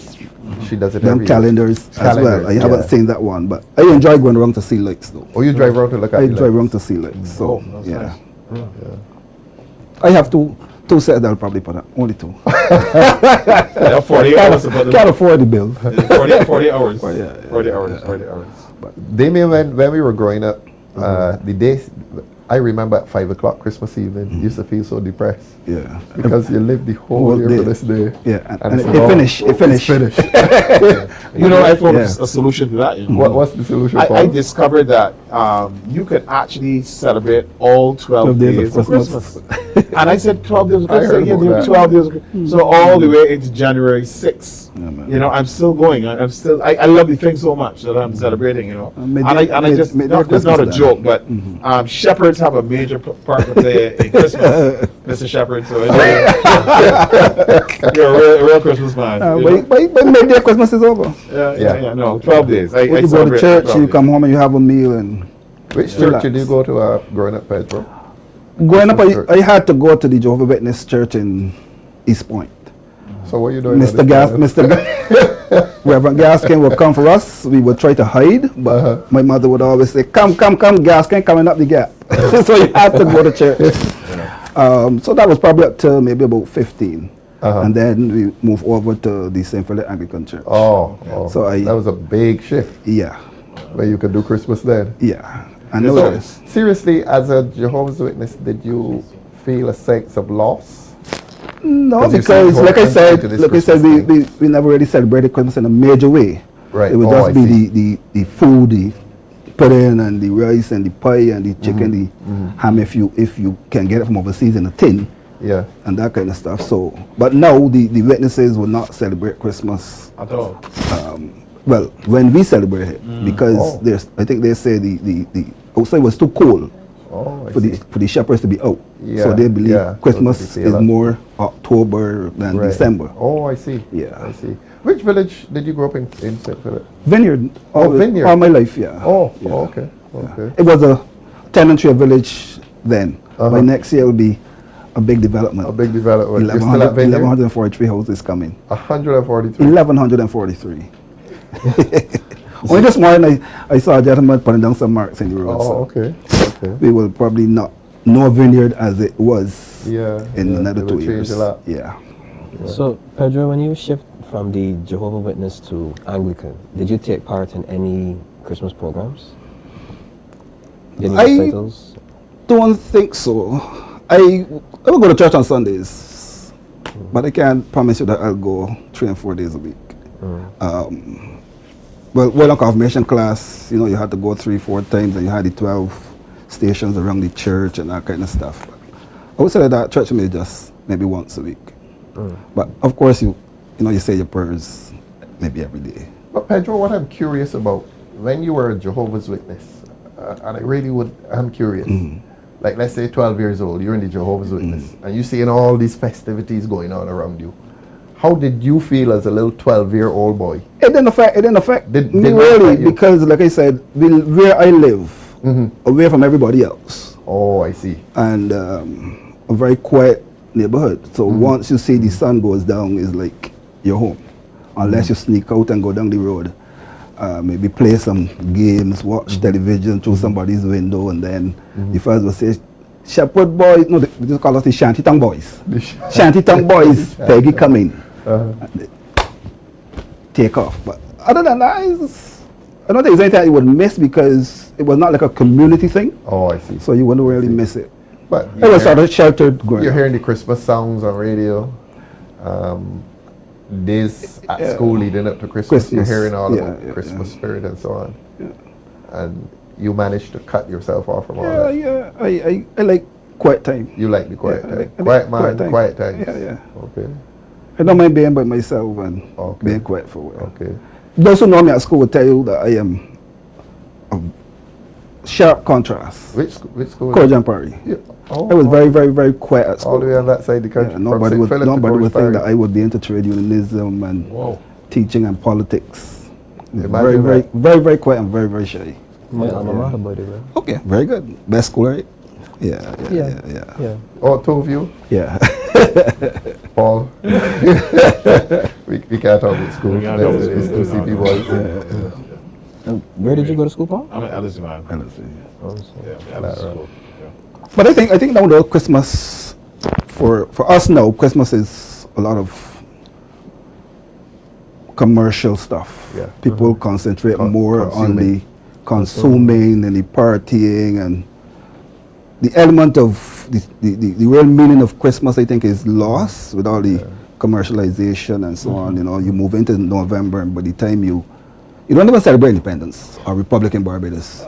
You see all the Christmas things going up from mid-November. And people may disagree with me on this, but that is one of my biggest pet peeves. I believe that, celebrate independence if you want to. Let it finish. If you want to, I guess, bring on the Christmas sales or whatever, you can still do independent sales and so on as well. But for me, I don't like to see like the decorations of Christmas going up before we celebrate independence. I'm anti that as well. As much as possible, I try to make sure that I hold the line all through to November 30th, and then I would put up my Christmas tree, not before. Never goes up before independence is finished. I think too much has gone into independence for us to just let it go by. We almost lost independence the other day. And we had to kick up a fuss about it. But once independence is done, Christmas then can begin, as far as I'm concerned. What they did a few years ago, you would have the blue and yellow independence lights. And then shift from to the the 1st green- December, they to the would put green in and some red. raids and shift to Christmas. Right. Now they don't do that anymore. Don't see much of it. And 104.1 FM does the famous October 1st, they switch to Christmas music. For me, I came up, I guess, old school. December is Christmas. December is Christmas. So November is independence. November is independence. Yeah. So hearing Christmas music in October, it just feels a bit strange for me. Well, there are some people who love Christmas. I mean, they would do it in January if you I know people who actually will put up a post every couple of weeks. 350 days to Christmas. Yes. Then they go yes, 300 days to Christmas. No, there's a real Christmas fanatics. In fact, there's a group on Facebook called Christmas Fanatics. Christmas Fanatics. Yeah. Paul, when Christmas ended, you talked about the 12 days of Christmas. Yes. And you going back to school. As a little boy, how that felt? Oh, well, I love school. I love playing. So you didn't bother about Christmas? No, I would even probably take my toys to school and say, "This is what I got for Christmas." Really? If I didn't destroy them by the time school started. You had good toys. Most toys didn't last until. Yeah, I was a real boy. I'm a boy, hardcore boy. So I would play hard, and I love toys, good toys, and by the time I'm finished the first week of school, probably toys are destroyed. In your day, what was the typical toy? We were into cars. We were into cars and trucks, garbage trucks, vehicles, buses. You weren't handicapped gun days. I think I. You got the cap gun, Dave. When you fired it, it was an actual explosion. Yeah, Yes, like yes. this Yeah. goldish looking thing. Yeah. It would be But that was politically going out. incorrect to have it now. You Yeah. couldn't have cap guns now. I think electronic cars were coming in when I was coming in. in, so that was the fascination, you know, the cars that make sound, move, and spin and so Yeah, on. well, the Scalextric, I think they call it, was a real prestige item. Yeah, yeah. That's one of that's the major coming from you. That was a real prestige item. That's right. back then. Yeah, but and of course, girls got dolls. My sisters got dolls and so on. And but these are the kind of toys I remember. And I had and there was one. I don't know, maybe that's why I love chemistry so much now, but I got a chemistry set. Oh, did you? Yeah, I did. So I would do all these experiments that would puff and boom and smoke, and I would always try to... Then blow up the house. No, we're still here, so yeah. obviously then blow up the house. Yeah, I remember I took some, I love mixing things. So at one Christmas, my mother sent me to clean the bathroom, and I poured the Clorox in the ammonia. Oh, dear. And I saw this big plume of chlorine and I collapsed a little bit and then recovered and thing. But how old were you? I was probably 10, 10. Yeah, that's the age of mischief. Oh yeah, man. I had a great childhood. You know, knocking off the top of your toes, stepping on glass, you know. Yeah. Real true boy. When did Christmas for you then become very religious? It really became religious when I went to People's Cathedral and got involved in acting and doing really drama and singing. And you were at People's in the heyday of People's when they had, I think, thousands of people. Yeah, thousands. I mean, I know thousands of beautiful People's, and people know me, but People's was really a fantastic place for a child to be raised and connect social life, the values. I can speak for the primary school. Excellent primary school. Oh, yeah, that's one of the tops in Barbados. Yes. Really so Paul, you would have been part of the Heaven's Gate, Hell's Flames. Yes, I did one of those one year. But I did one or two of them. Yeah, but I think I sang more than anything else at that time. Listen to me. Yeah. That play terrified me. Oh yeah. Really? Yeah. This is where you come to the crossroad and they decided whether you were going to heaven or hell, and you were scared. Listen to me. We didn't. When it was coming home, we was walking home, praying the whole way, just going down that you because you're going straight to hell if you haven't. To me, I tell myself, well, listen, I that play was the most terrifying thing I've ever seen. And they used to have it around Christmas too, I think. I think so. Yeah. I think so. But it was so powerful, you know. But one thing it re-emphasized that Christmas is for a reason. Yeah. It's about redemption. It's about happiness, joy, and finding salvation, and so on. You know, I mean, at the end of the day, that's what Christmas is all about. Not the Santa Claus, but that is the reason. The same reason they have a Heaven's Gate, Hell's Flames. Yeah. That's the reason for Christmas, and that's one of the things I love most about it. It's a seminal reminder of the year when I focus on things like that, you know, eternity, salvation, these types of things. So you don't mind saying that you converted to Christianity? You don't mind? No, not at all. I mean, I think it's one of the best things that has ever happened in my life. Excellent. You know, so you know, it added value. You know, added tremendous value. As a matter of fact, I tell people that my schoolwork and everything improved once that happened because. What age did you convert to Christianity? Probably around 14, 15. Pedro is looking at you as if he's very impressed. Right. So that's a good point. Damien, you wanted to just one follow up. Do they still do the play, or that's the fun? I think different people do it during Christmas. A lot of people, different people took it on. But I have not. That's a good question, though. I need to. I'm sure it will come around again because it's cyclic. You know. Judith Ann Clark wrote to say that they're not going to be doing the singing Christmas tree this year. Oh, I hope she's correct because we don't want to be misinforming the public. Yeah, thanks, Judith Ann, is her name? Judith Ann Clark, a regular. Yeah. By now you would know. Show. The ads will be on and so she's probably correct. Renovations. Yeah, they're doing renovation to the building. Right. So that's a point. Renovation is about renewal. Let us renew our panel and let us go to a song first. Thank you, gentlemen.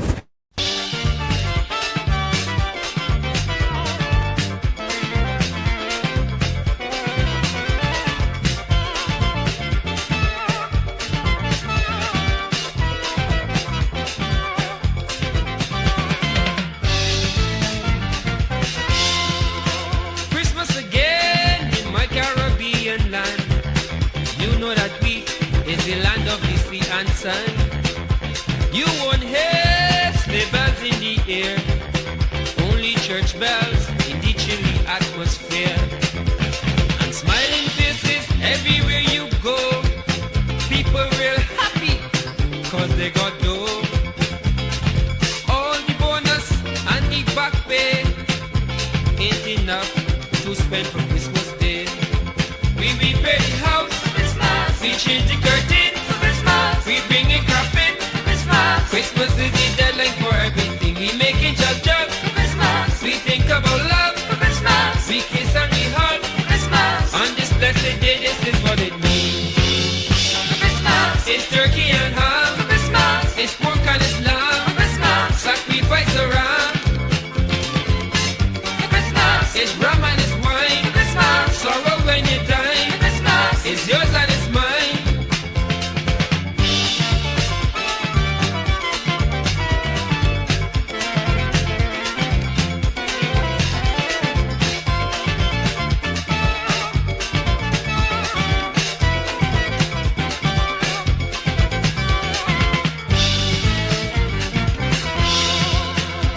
It is Christmas, we working for all year long. When December comes, we singing happy song. Had not for Christmas, what we would do, we won't have no deadline to work up to. We do things we haven't done all year long, like going to church and then going around. By all your old friends you didn't see, just to see who ain't got a Christmas tree. We repair the house, Christmas. We change the curtain, Christmas. We bring in carpet, Christmas. Christmas is the deadline for everything. We making jug, Christmas. We think about love, Christmas. We kiss and we hug, Christmas. On this blessed day, this is what it means. Christmas. It's turkey and ham, Christmas. It's pork and it's lamb, Christmas. Sacrifice the ram, it's rum and it's wine, Christmas. Sorrow when you die, Christmas. It's yours and it's mine.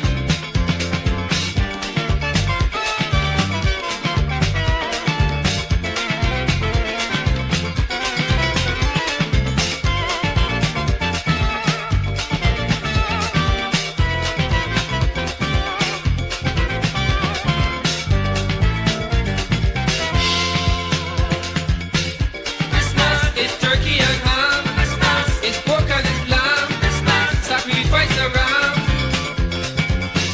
Christmas. It's rum and it's wine, Christmas. Sorrow when you die, Christmas. It's yours and it's mine.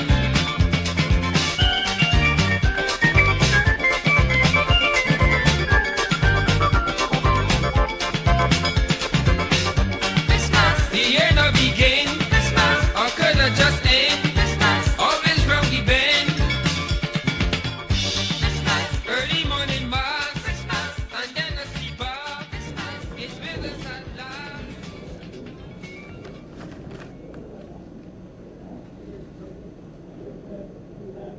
We've been having a grand old time showing the other side of this wonderful Democratic Labour Party team, showing that these are real people. These are people who live lives of ordinary people, ordinary lives, I should say. We're talking about Christmas. We're talking about Christmas growing up.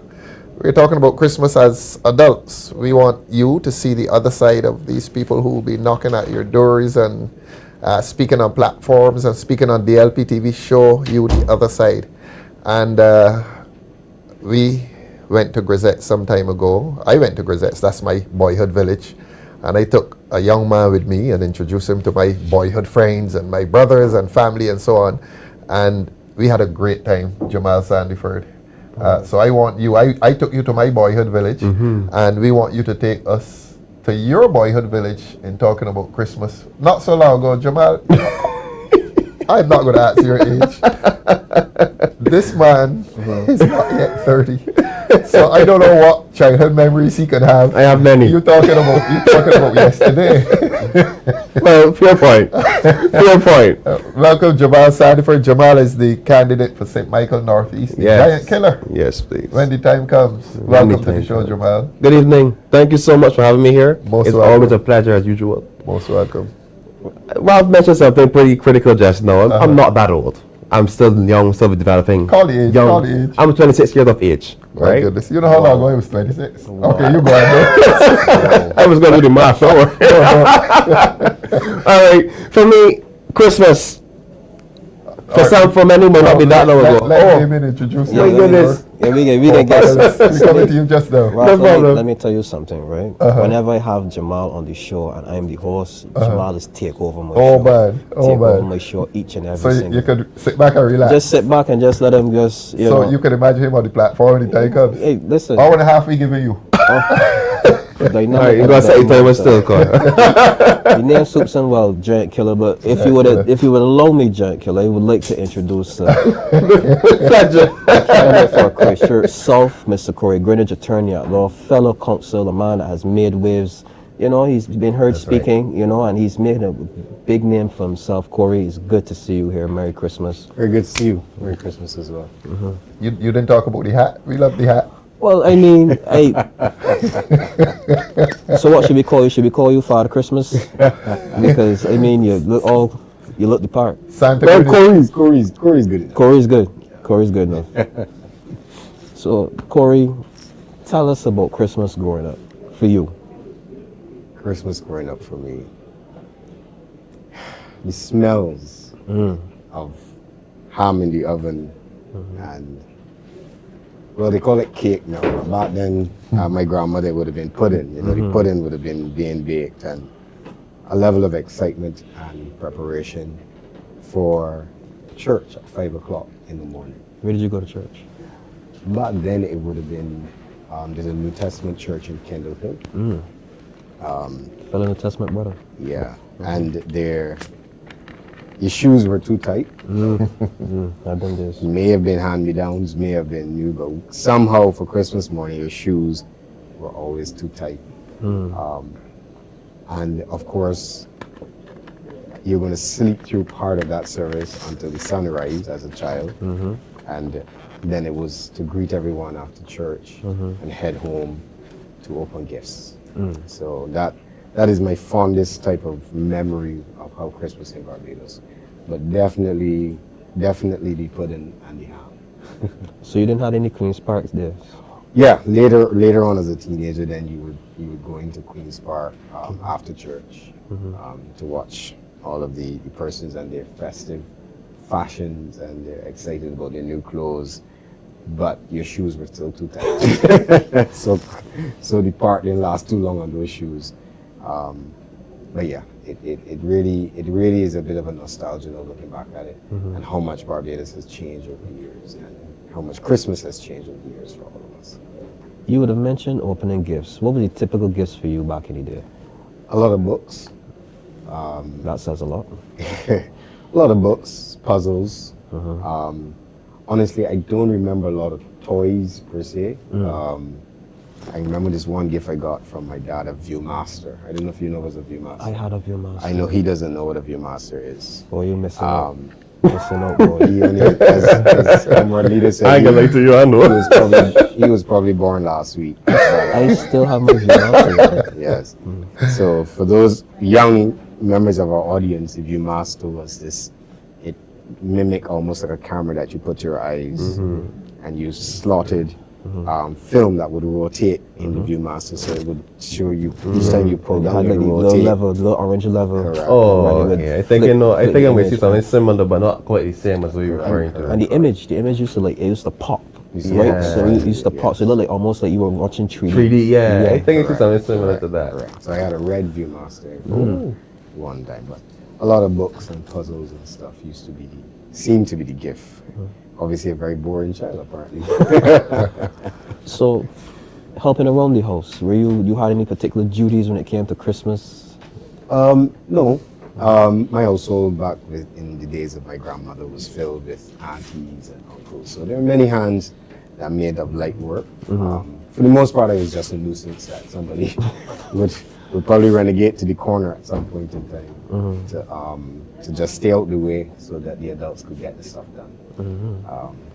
But those were my fondest memories. Fondest memories. All right, so for you now, are you a father? Yes, I'm a father. So I've been asking this question of all the fathers that come on the panel.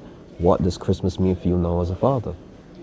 Well, my son is just a bit younger than him, so Christmas for me now is an adult child who has no interest in gifts and all that. Just today, I said to him, "Listen, let's just go shopping for the fun of it and see what you want for Christmas." He's like, "No, I don't want anything." So my adult son is he's very low maintenance when it comes to this stuff, but a good kid who enjoys the spirit of it more so than the material things of it. When he was younger, sure, we would make sure that we got him gifts and stuff. But even as a young kid, he's not easily excitable about these things, right? So again, still church at 5 o'clock on Christmas morning. Still go to church, okay. I was now the one doing the waking up and not someone waking me up. But that's still a tradition in our family. We go to church at 5 o'clock in the morning, and yeah, just looking forward to a good meal, family, friends around that time. Before I go to my next question, you don't look like you have an adult son. Whatever you're drinking, bottle it. Sell it at Christmas. I'm telling you. So what does the typical meal look like in the Greenwich household? Just like any other meal. You know how we Bajans throw it down. Your macaroni pie, your sweet potato pie, your baked chicken, the ham, the turkey, the usual stuff. The difference now in this time is that while you used to spend a lot of time preparing that meal, a lot of time now we spend a lot of time trying to find a caterer to bring that meal in. I think Christmas now is a time where people are less more engaged in the process of Christmas, and we've kind of modernized it where it's big family dinners, but it's all catered, as opposed to back then when everybody was in the kitchen and doing their thing. A lot has changed over time. Maybe, I don't know, maybe people have gotten busier, or maybe people have gotten less festive, but the times have changed just a bit.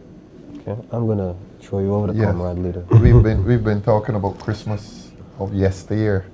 This man next to me is so young. We got to talk about Christmas last year. But before I come to you, Jason, Jamal, I like what Stephen Strickland was saying. Can we see Stephen Strickland there? Stephen was saying we did not. Yeah, show Stephen, please. He said something very, very interesting. And this is for you, Jamal. We did not have presents which we did not miss as once that ham which came in the crocus bag, which had to soak and the new high grass bed. That's Greek to you. The ham used to be in a crocus bag. Whoa. And you would be smelling it all the days leading up to Christmas. And then a lot of the beds were made with grass, cuscus grass. Well, I hear Grandma talking about that. Why would I experience that? Right. No, that's Greek for me too. So me and you in the same boat. So tell us now about Christmas last year when you were a baby. Well, Christmas for me specifically, it would have been last year, but it would have been wrong probably 20 years ago. I would go that far. I said 20 years ago when I was 6. I always have this fond memory when I was young, believing that Santa Claus was real. When you were what? When I was younger, believing that Santa Claus was real. And so I would have a hard time sleeping. You were waiting for Santa Claus? Oh yeah, I wanted to see how we don't have a chili, what he get down here. I tell people the man backing in people's houses. That's what we get in people's But we never had Santa Claus. So okay. The point is that I had a hard time sleeping, and part of it was because of the activity taking place in the house. Yeah. Tell us what was this activity? Some people just clean up, but my family used to pull down the house. That's hard work for poor Jamal. Well, for everybody, but yeah, when you're young, you warm around boat with the rest. But I had a responsibility in making sure windows were cleaned. I actually still hand wash as well too, so I learned from grand early and mommy how to hand wash. So a lot of it used to be that, where everybody was preparing and hyping up for gifts. It was rubbing windows, and they were going to sneak away to play a little cricket or something. But I had a lot of responsibility when I was younger. But just like what Corey said, a lot of these smells come to mind, especially from the younger age. You get the smell of sorrel, for me in particular. right? That's the one time in the house that you would get sorrel was around Christmas, and frequently that's when you know that to see plus or malt. Every other time would it be regularly a Coke or Sprite or something. Plus or malt was the Christmas drink. Yeah, for my household. Yeah. Oh, okay. So that was one of my fond memories of it. Luxury drink. Yeah, at the time. Plus yeah, or malt. yeah, at the time. I mean, sorrel too, sorrel especially. But yeah, so for me, one other thing that stood out, and I don't think we really get it now, is the lack of, is a lack of community feeling. Because back then, you see once Christmas morning struck, from Christmas morning to Christmas night holiday evening, you could go at anybody's house and get something to eat. I see. At least back then in Orange Hill. Tell us where did you grow up? I grew up in Orange Hill. Orange Hill. Yeah, Barbados, St. James, right? And I'm telling you, see, from Christmas night, you go to any family member house or anybody upon the hill, we call it Rockapan Hill, right? You gotta take Ramon down there. I took him before we took him again. Okay, yeah, he got a good response when they took him last time. The candidates are working. Oh yes, we are. Lovely. Yeah, but you see, and then one other thing that really stood out to me once Christmas was, I would say, fully in air. On the morning, you get up, you go to the tree, you take out your gifts, and it's just like everybody within the community, parent had the same idea, especially when you're a young boy. Remote control car. You know, and you would take it on the hill, and we all would just intuitively start racing the cars. You know, and it was like, almost like it was this grand plan we had. Almost like the hill was a racetrack till the car came, obviously. Contrast with that gift, read what Lemuel Tell is telling you. Lemuel Tell. Yes, I had to go with my sister to cut the cuscus grass and put it to dry to stuff the bed. Wow. That's Greek to you. You know cuscus grass? That's the cuscus grass at the top of the cane, is I'm more sure, right? No. Sorry, it resembles the top of the cane when it gets. Right, it resembles it. The hedgerow, right? I think so. Hedgerow, the grass at the edge of the cane field. Right. Because it kept the dirt from washing into the street. Oh, soil structure, yes. I think that's where the cuscus grass used to grow. Yeah, at the edge of the cane field. And you'd have a big cloth. Big cloth bag, I suppose. Well, a big mattress made of cloth. Okay. And you would stuff lots of cuscus grass into it. And that is what people used. That was their mattress. And when it was new, man, it was a beautiful experience. Oh, okay. I was not about to ask you if it was quite enjoyable. It would get compressed, but first sleep in it would be quite fluffy. We need to find somebody who's, in tune with heritage and be able to... Telling us, read Stephen Strickland then. We could take off the wire off the larder to carry pieces of the ham. Maybe when my mother was out, she would always know. Wow. Thanks, so that's a conversation with Larda again. I don't know about your Larda. I never seen it here grandma talking about it, but you never seen it. Me and you the same boat. We need to get somebody to show me what these things is like. Christmas morning, you did that? Yeah, I guess it depended on the year. But as I got older, church became a responsibility as well. Where was this? Well, my aunt and my grand, that side of the family were very heavily into the Seventh-day Adventists. So they would take us to their church at Seventh-day Adventists. Where? Sometimes it would have been, if grand took us, it would have been in Orange Hill. And if my auntie took us, it would have been all the way in St. John. St. John? So you had a Seventh-day Adventist upbringing, religious upbringing? Yeah, for the first few part of my life, for the first few years of my life. So you did not have ham? Not on those days. Not on those days. As I said, depending on the year. As we got a little bit older and started to be more lenient. You did not eat ham. It wasn't fair. I actually had a bit of experience where at least 4 years back to back, when my aunt would take us to live in St. John for the weekend of Christmas or for the couple of days of Christmas, and that is when you definitely wasn't gonna get it. But you sound like a boy who used to it. Well, you sounded like you were a boy who snuck away and ate ham, although you were the same day. Well, maybe back then there wasn't access to any, so you understand. So you never ate ham as a child? No, I did, but maybe back then my aunt, it was not going to happen. But my mom and my father, they would do. So if I got to stay home, I would get ham. But if I leave it, trust me, you would get ham and you would come back on the road after 2 or 3 days. So that was the experience for me. You remember Bridgetown as a child at Christmas? You ever had that experience? Yeah, I did, just not as fond. That's a larder. Whoa! That's a larder. In other words, the cupboard. Oh, jeez. That's a card. Right? Press on with your answer. I've never seen that before. You never seen it? We gotta get to be honest with you. And you see the 4 spaces at the bottom? Yeah. That's called larder wire. It was actually metal with some little holes in it. Corey, you know about like this, a right? mesh. I do, yeah. Yeah, of course. Yeah. Of course. Wow. Yeah, that's a larder. Okay. And in that, at the bottom, you would have had a salt meat barrel, a clay pot in which you kept salt meat. Oh, wow. And little children being little children, you go when your parents not home, you sneak out the salt meat and bite it. And eat it. Raw salt meat. That's being a boy, right? Well, I'm an 80s baby, so the 80s is when we started transitioning into like VCRs and fridges. More technology. When I was born, I had a fridge in my house. Okay, You yeah. understand me? Okay. I had a fridge in my house. Me too. I have seen a pit toilet. Right? I have, trust me. I have experience it, but I saw them. Right, but the larder, no. Never saw. So you don't know what's a monkey? Well, you do know what's a monkey. I know it's a monkey, but I don't know the monkey in that. I guess in that sense that you're trying to put it. It was a vessel that held water.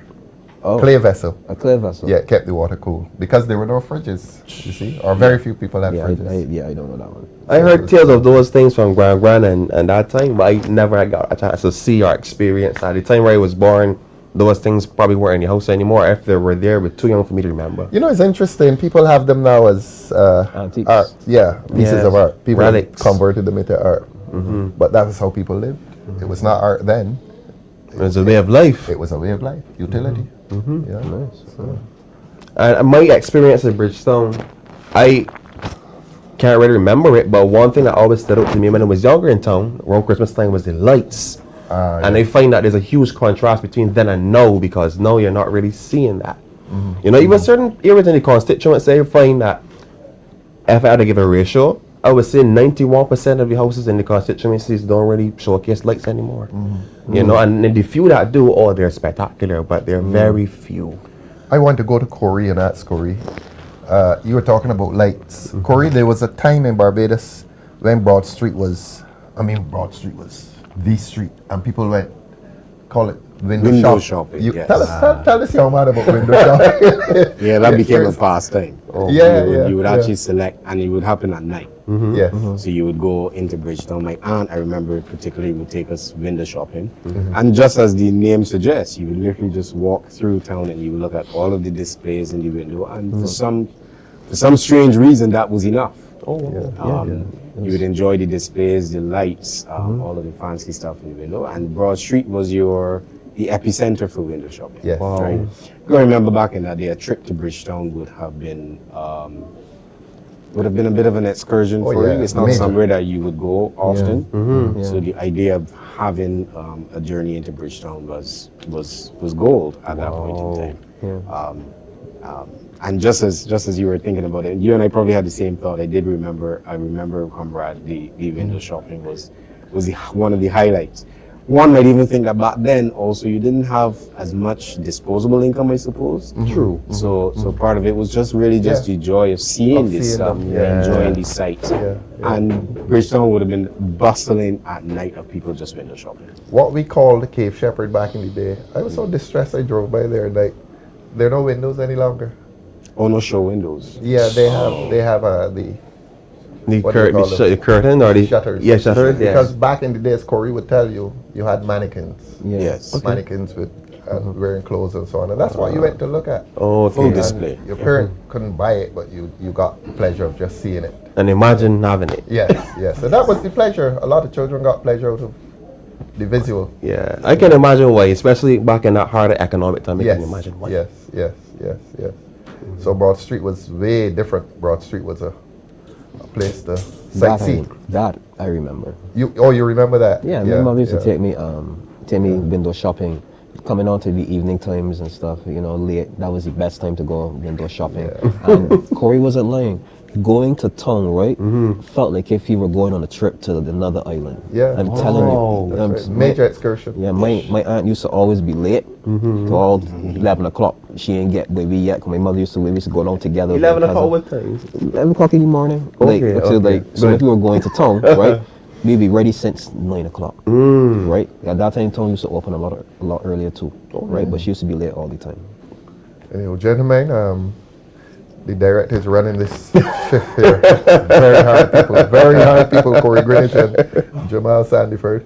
So they're telling us to go to a song, and we meet some ladies soon when we come back.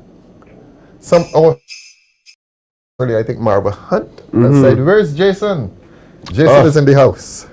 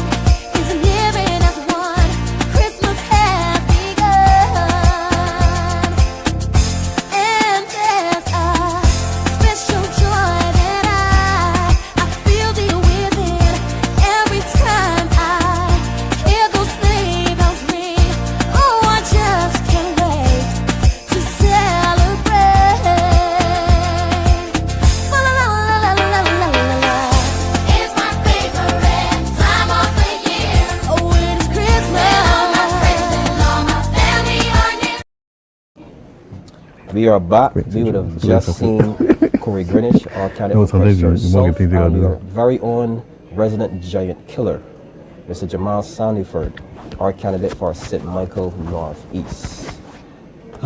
Comrade, this has been fun, hasn't it? It's been fun. It's been fun. And the gentleman I have the pleasure of introducing, I am very, very, very, very happy to introduce this gentleman, Mr. Jason Phillips, man in St. Peter, very, very, very popular here in DLP TV. Marva Hunt was asking for you. Where's Jason? Oh my word! Where's Jason? Hi, Marva. Jason, is very, very, very, very good to see you. Merry Christmas to you. Merry Christmas to you too.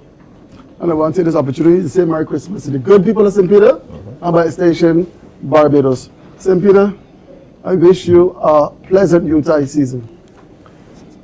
This is the world's only Quincy Jones alive.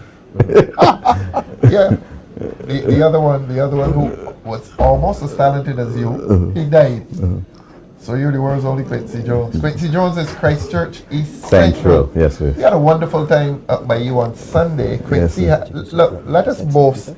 Quincy has launched a discount card in his constituency. I mean, this is really creative work done by you, Quincy. Discount card for about 25 businesses across Christchurch East Central, and he is offering this card to constituents across Christchurch East Central. This is real representation. I was so happy to be there and to have the opportunity, the privilege of speaking. Ronald Jones was there. A lot of the young candidates were there. I think Ramon was there as well. Rashid was there. Yes.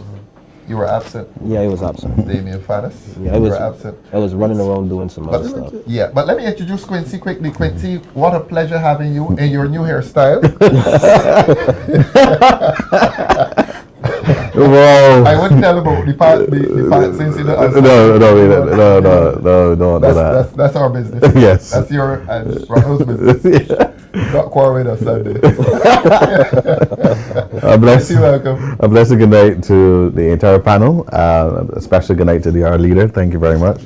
And panel, Mr. Damien and Jason, for sure. Blessed good night. Thank you. Merry Christmas to the entire Christchurch, first of all, and then especially to the Christchurch East Central. And to the entire nation of Barbados. Let this next couple of days be productive, fruitful, and continue to bring families together. And we hope that in the new year, that families continue to be as close as the Christmas day has come. For sure. We're going to start with you, right? I can start. Yes, sir. Damien? Yes. We're talking about Christmas growing up. Early memories of Christmas. Talk to us, please. I grew up in the Anglican church, so Anglican. Oh. I grew Still up. an Anglican? Yes, I'm still an Anglican. so what are you doing in my Wednesday? Holiness Church on Sunday? Hallelujah. I grew up in the St. Lawrence Anglican Church. I'm from Dover, and Christmas was always about doing recitals at programs. Yeah. And going to church with my mom at 5 o'clock service and then at 9:30. Who was your priest? At that Reverend time, Hazel? no, at that time it was Canon Burt, not Burt, Canon Nichols. Canon Nichols. And then Reverend Hazel came in afterwards. So it was definitely a good Sunday, but my mom used to sing in the choir, so you had to go to church both the 5 o'clock service and the 9:30 service. And then I used to be a server. Oh. I was a big server. I obedient people. Yes, I was. Actually, people thought I was going to become a priest and not a politician. Yeah, there's still time. You never know. Maybe still time. I'm still young. But it's different. I grew up in that recital, making sure that church was very important. And based on that, that's how I grew up in my whole upbringing. Christmas morning service. Christmas morning service, so you must sing the Hallelujah song. 5 o'clock. Hallelujah song. Yeah, the candles and I got the candlelights, the 9 candlelights, choral in the evening. So you always had that church from the beginning to the evening. So that's my whole day. So that's mine was simple. Okay. Damien Fanus, you want to talk to Mr. St. Peter about growing up? Mr. St. Peter, tell me about your time as a young boy. Christmas. What was the experience for you? Well, growing up in St. Peter was excited because, as you know, St. Peter is both country and town. You have Spikestone on the west coast and the rest of the parish is country. It was family and food. And the most exciting thing for me was that from Christmas Eve, late into the night, my grandfather slaughtered a pig. And before the pig could die properly, somebody would cut off his tongue, throw it in the boiling water. And we at that time. Look at how Felicia's looking at you when you say that. It was food, it's culture. Before the pig died. Yeah, somebody cut off his tongue, throw the water into it. He just traumatized me. Look, Felicia's a human rights advocate. I don't know if this extends to pigs. No, not animal rights. But she was a little appalled. Oh, I'm very sorry. I'm terribly sorry. Then like my grandmother was baking cake and stuff, and I wanted the bowl. Remember, you used to have a big basin. Of course. I want to lick. I want to wake up. Yes. Why are you shocked? Because I didn't do that, I get her lash. You can do that. Can you put in your hand that bowl that was left back? I was looking at it. You never got to rate the ball, Quincy? No, right. You rate the ball. Come on. I would get her lash. Really? You were banned from the kitchen. Oh, okay.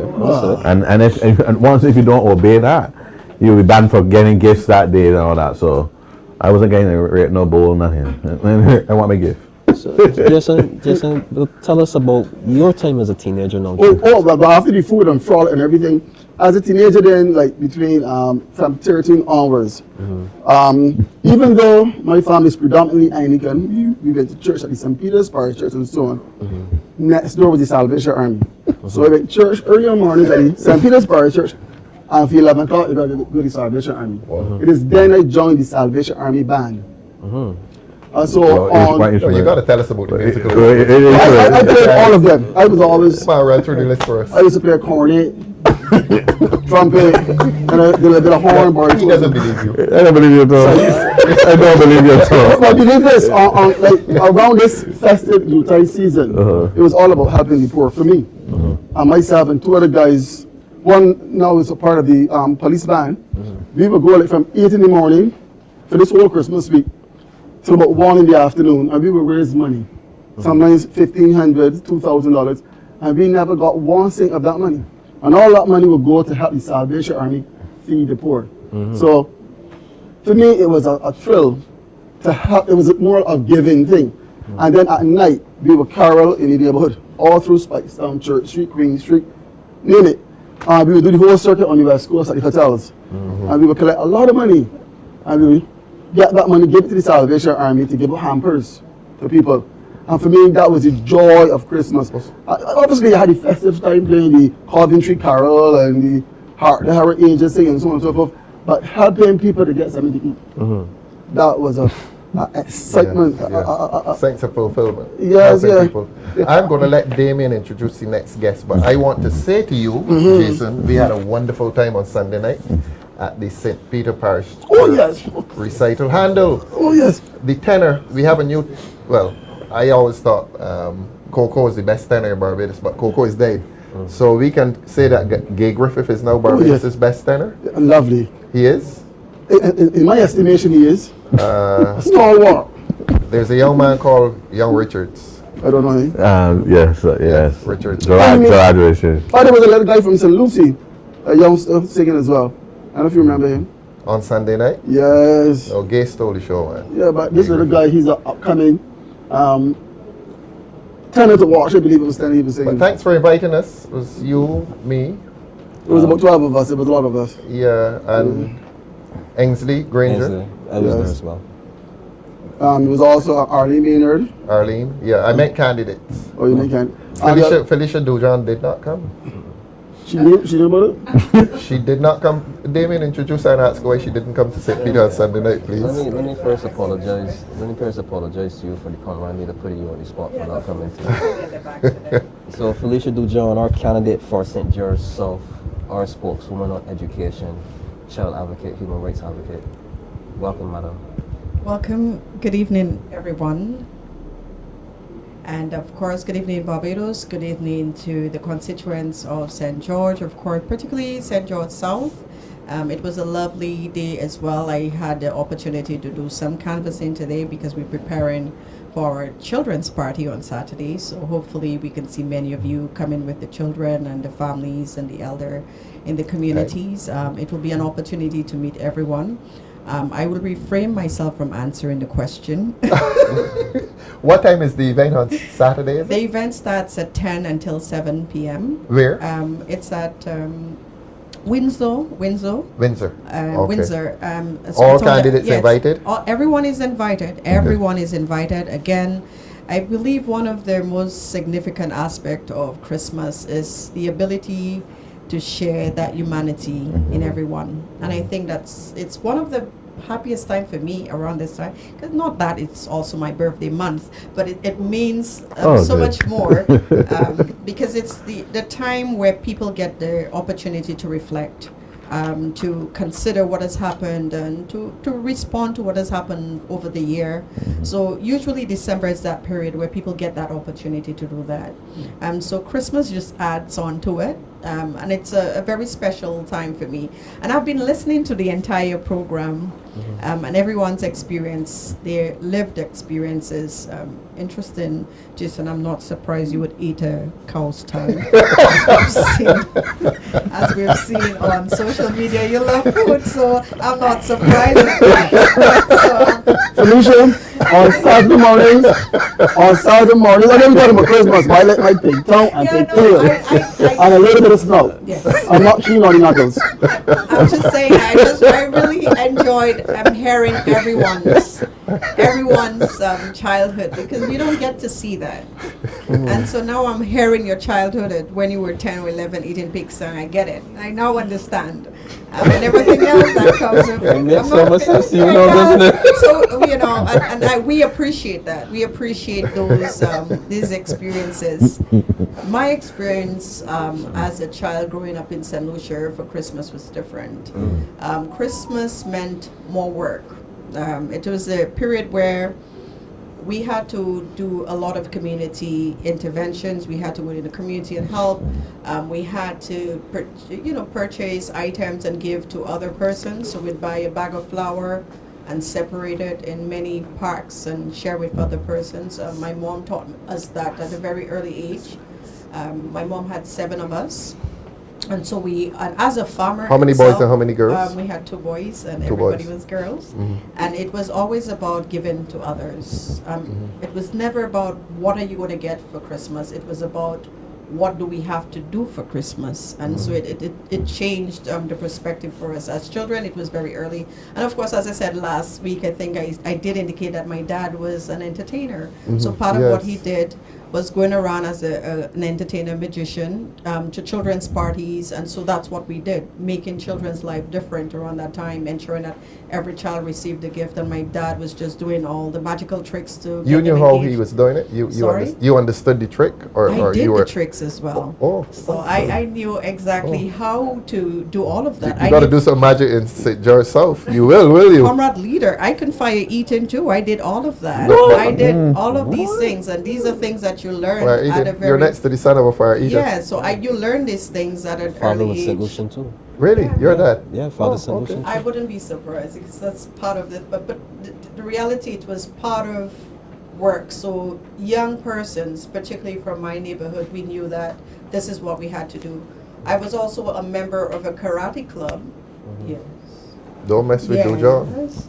And what we did as well is a lot of community work, ensuring that this is the time that we have to go into the community and ensure, because the majority of times, like all Caribbean islands, people will not come to you and tell you they don't have.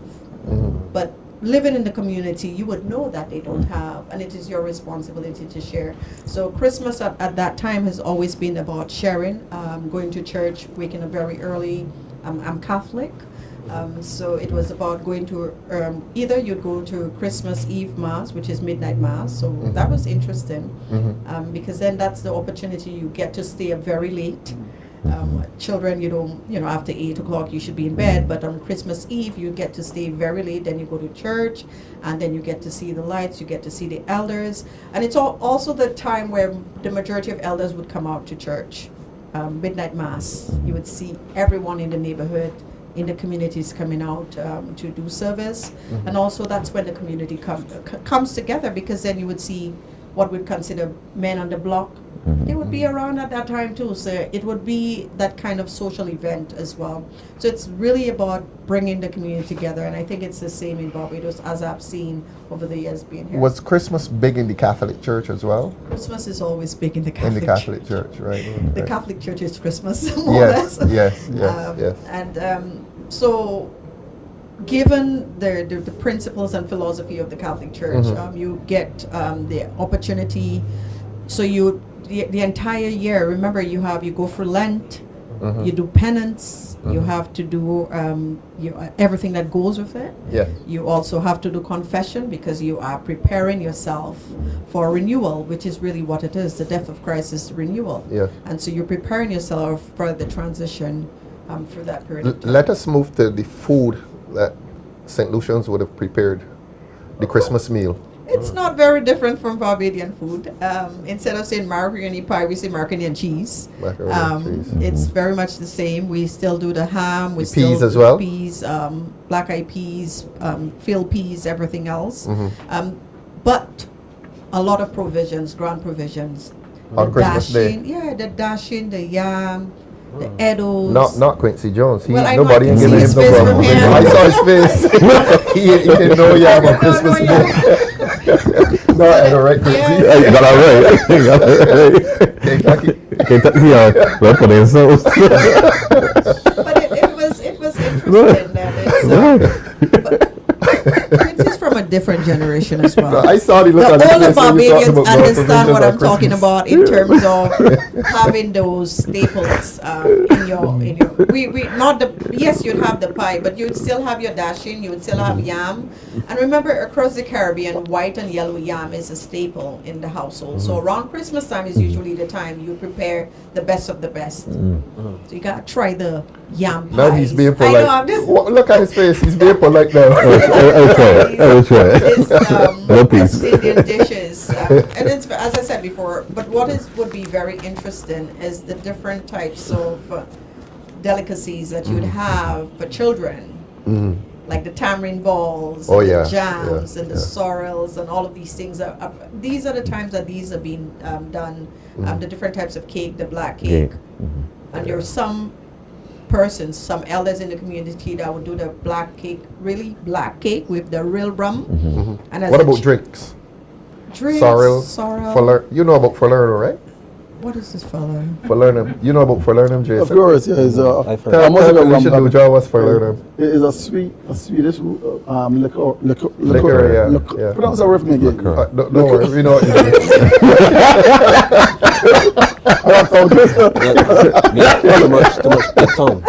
Listen, I am so sorry that the people in Barbados can't see what a fantastic family we have here. I was behind there having some good ham. I have 4 drumsticks. I don't care. I am enjoying my Christmas. I ate 4 drumsticks.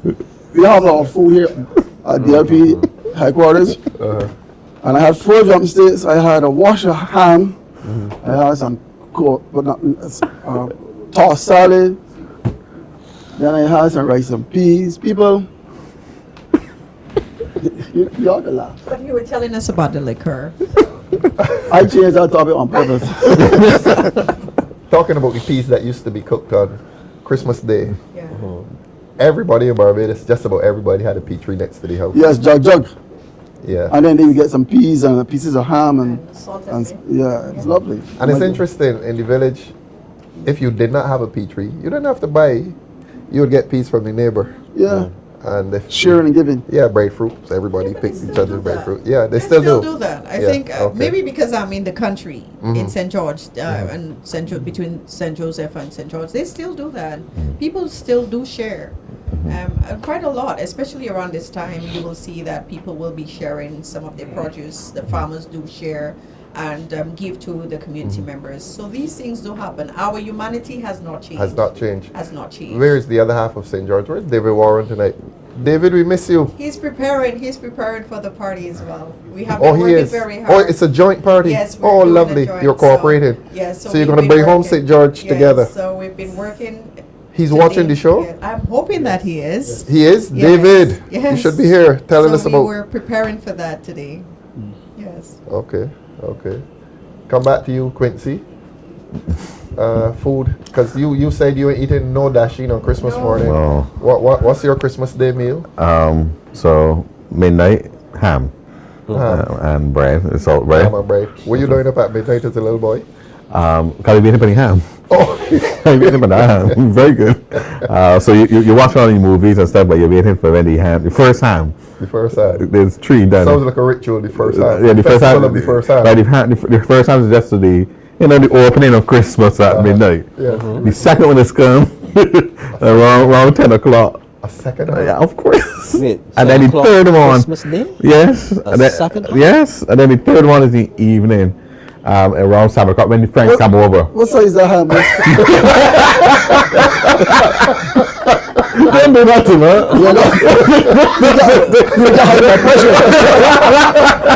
Let me tell you, I'll be honest with you, my biggest regret as a child was that I never got to get the ham bone. The ham My bone? uncle would always get the ham bone. No, you Like that's You right. did it? The ham bone went in the soup when you went back to school. No, my grandmother used to get the ham bone. And what would he do with this ham bone? Pick He it? would pick it. Yeah, pick at it. That's what we used to call it. Pick it at. You know about this, Damien? The exercise of picking at the ham bone? No, I've young- heard about the these young ham bone. They have heard about the ham bone in the soup. In You the know, soup, use yeah, it for yeah. soup, and Yeah. not picking up the ham bone. I had a lot of friends because my grandfather had a lot of stock. We used to call them stock. Stock, yeah. Back then, yeah. So like, I always thought it strange that he would get a little kid and rear it during the year and then kill it at Christmas. We get to love this animal now. Oh, yeah, It as a becomes child. food. Yeah. But we had our own turkeys, our own ducks, our own chickens. It was really a village thing. I have a friend who said he will not eat duck again because when he was a little boy, he had this pet duck. And they killed it. And he said it was a really sad story. He said when they were taking the duck off to kill it, he said the look the duck gave him, he would never forget. And he's never eaten duck again. My grandfather gave me a kid too. I'm tempted to call his name on this show, but I won't. Those are his initials. Before you go to crazy, the little last piece of one put in. So I ate this piece of roast. Well, let's go imagine.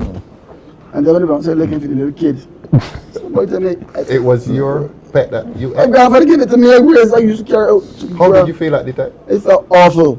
You know, I enjoyed that piece of mutton. I thought I betrayed the animal. I don't talk. Boy, you're on fire tonight, that's for sure. Damien Fanus, Christmas meal. Christmas meal for me, you guys see traditional macaroni pie, you know, rice and peas. My uncle does stuffing, right? You soak the biscuits and you put in liver and you. What happened, Quincy? Look at you. Look. I know you down there. I know you down there. You understand me? And yeah, you get your salads on the side. My brother, he's a chef, a pastry chef, so he would bake some bread pudding. You know, so yeah. You ever had stuffing? Like the traditional stuffing? Stuffing? No, not the traditional stuffing. Stuffing, Jason knows about stuffing. Yeah, the way you push up in the chicken? Or the turkey. Yeah. You know what it was made of? Biscuits and seasoned biscuits. Not only biscuits, Eclipse biscuit. Okay. Yeah. My uncle does that, but he doesn't bake it. He doesn't bake it in like a turkey or anything like that. He does it. He bakes it in like. That's real thing. Let me tell you, when the chicken or the turkey finish, juice it. Yeah. Man, you're going for the stuffing. That was a meal by itself. Yeah. You never had stuffing? No, I don't. I just used to look at it. Really? It's just a meat stuff. Three hams in one day. Listen, I want a good thing. I thought you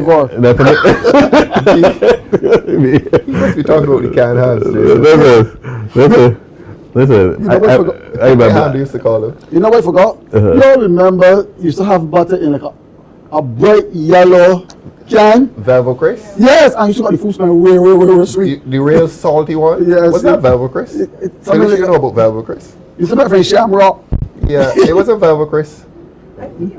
It was. The food smell real good. Mellow cream? Mellow cream. Okay. But you can smell your food from a mile.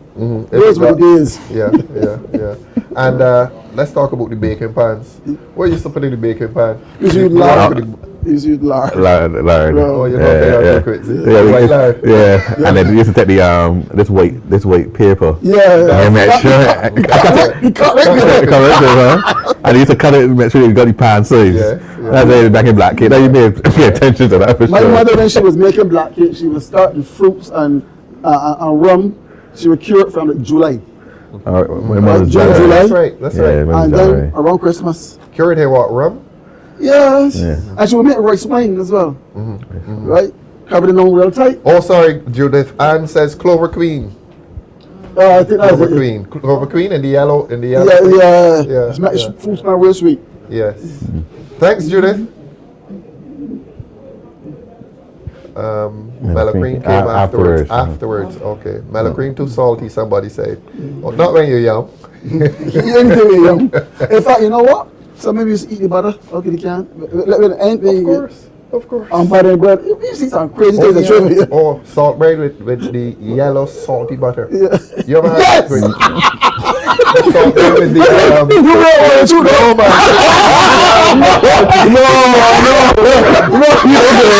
That is a good meal. With tea at night. You come up here.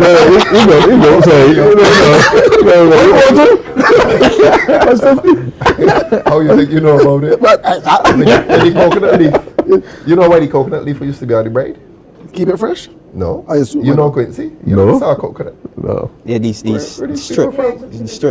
Wasn't it to keep it fresh? It was. Wasn't it? I thought so. I thought that when you folded it, you put the coconut leaf there to keep. That's what I thought. To keep it closed. But you know baking the bread. Kelly Collins behind there. Anyways. To me, baking the bread was a whole family. You know? You go outside, you find some dry. Your grandmother said, "Go bring the dry coconut from them," and you husk it on a hole. You remember? Yes, of course. Yes, that's right. And then you got grate it. Oh my, great. My grandma took on and then all your knuckles. All your knuckles gone. and then you throw in the little chunks. So you eat the sweet bread, you get a little chunk. That was a real coconut bread. Yes. You don't get that now? That way you break it. Yeah. Oh man, the coconut and the sugar. We eat so much sugar though. You can taste it.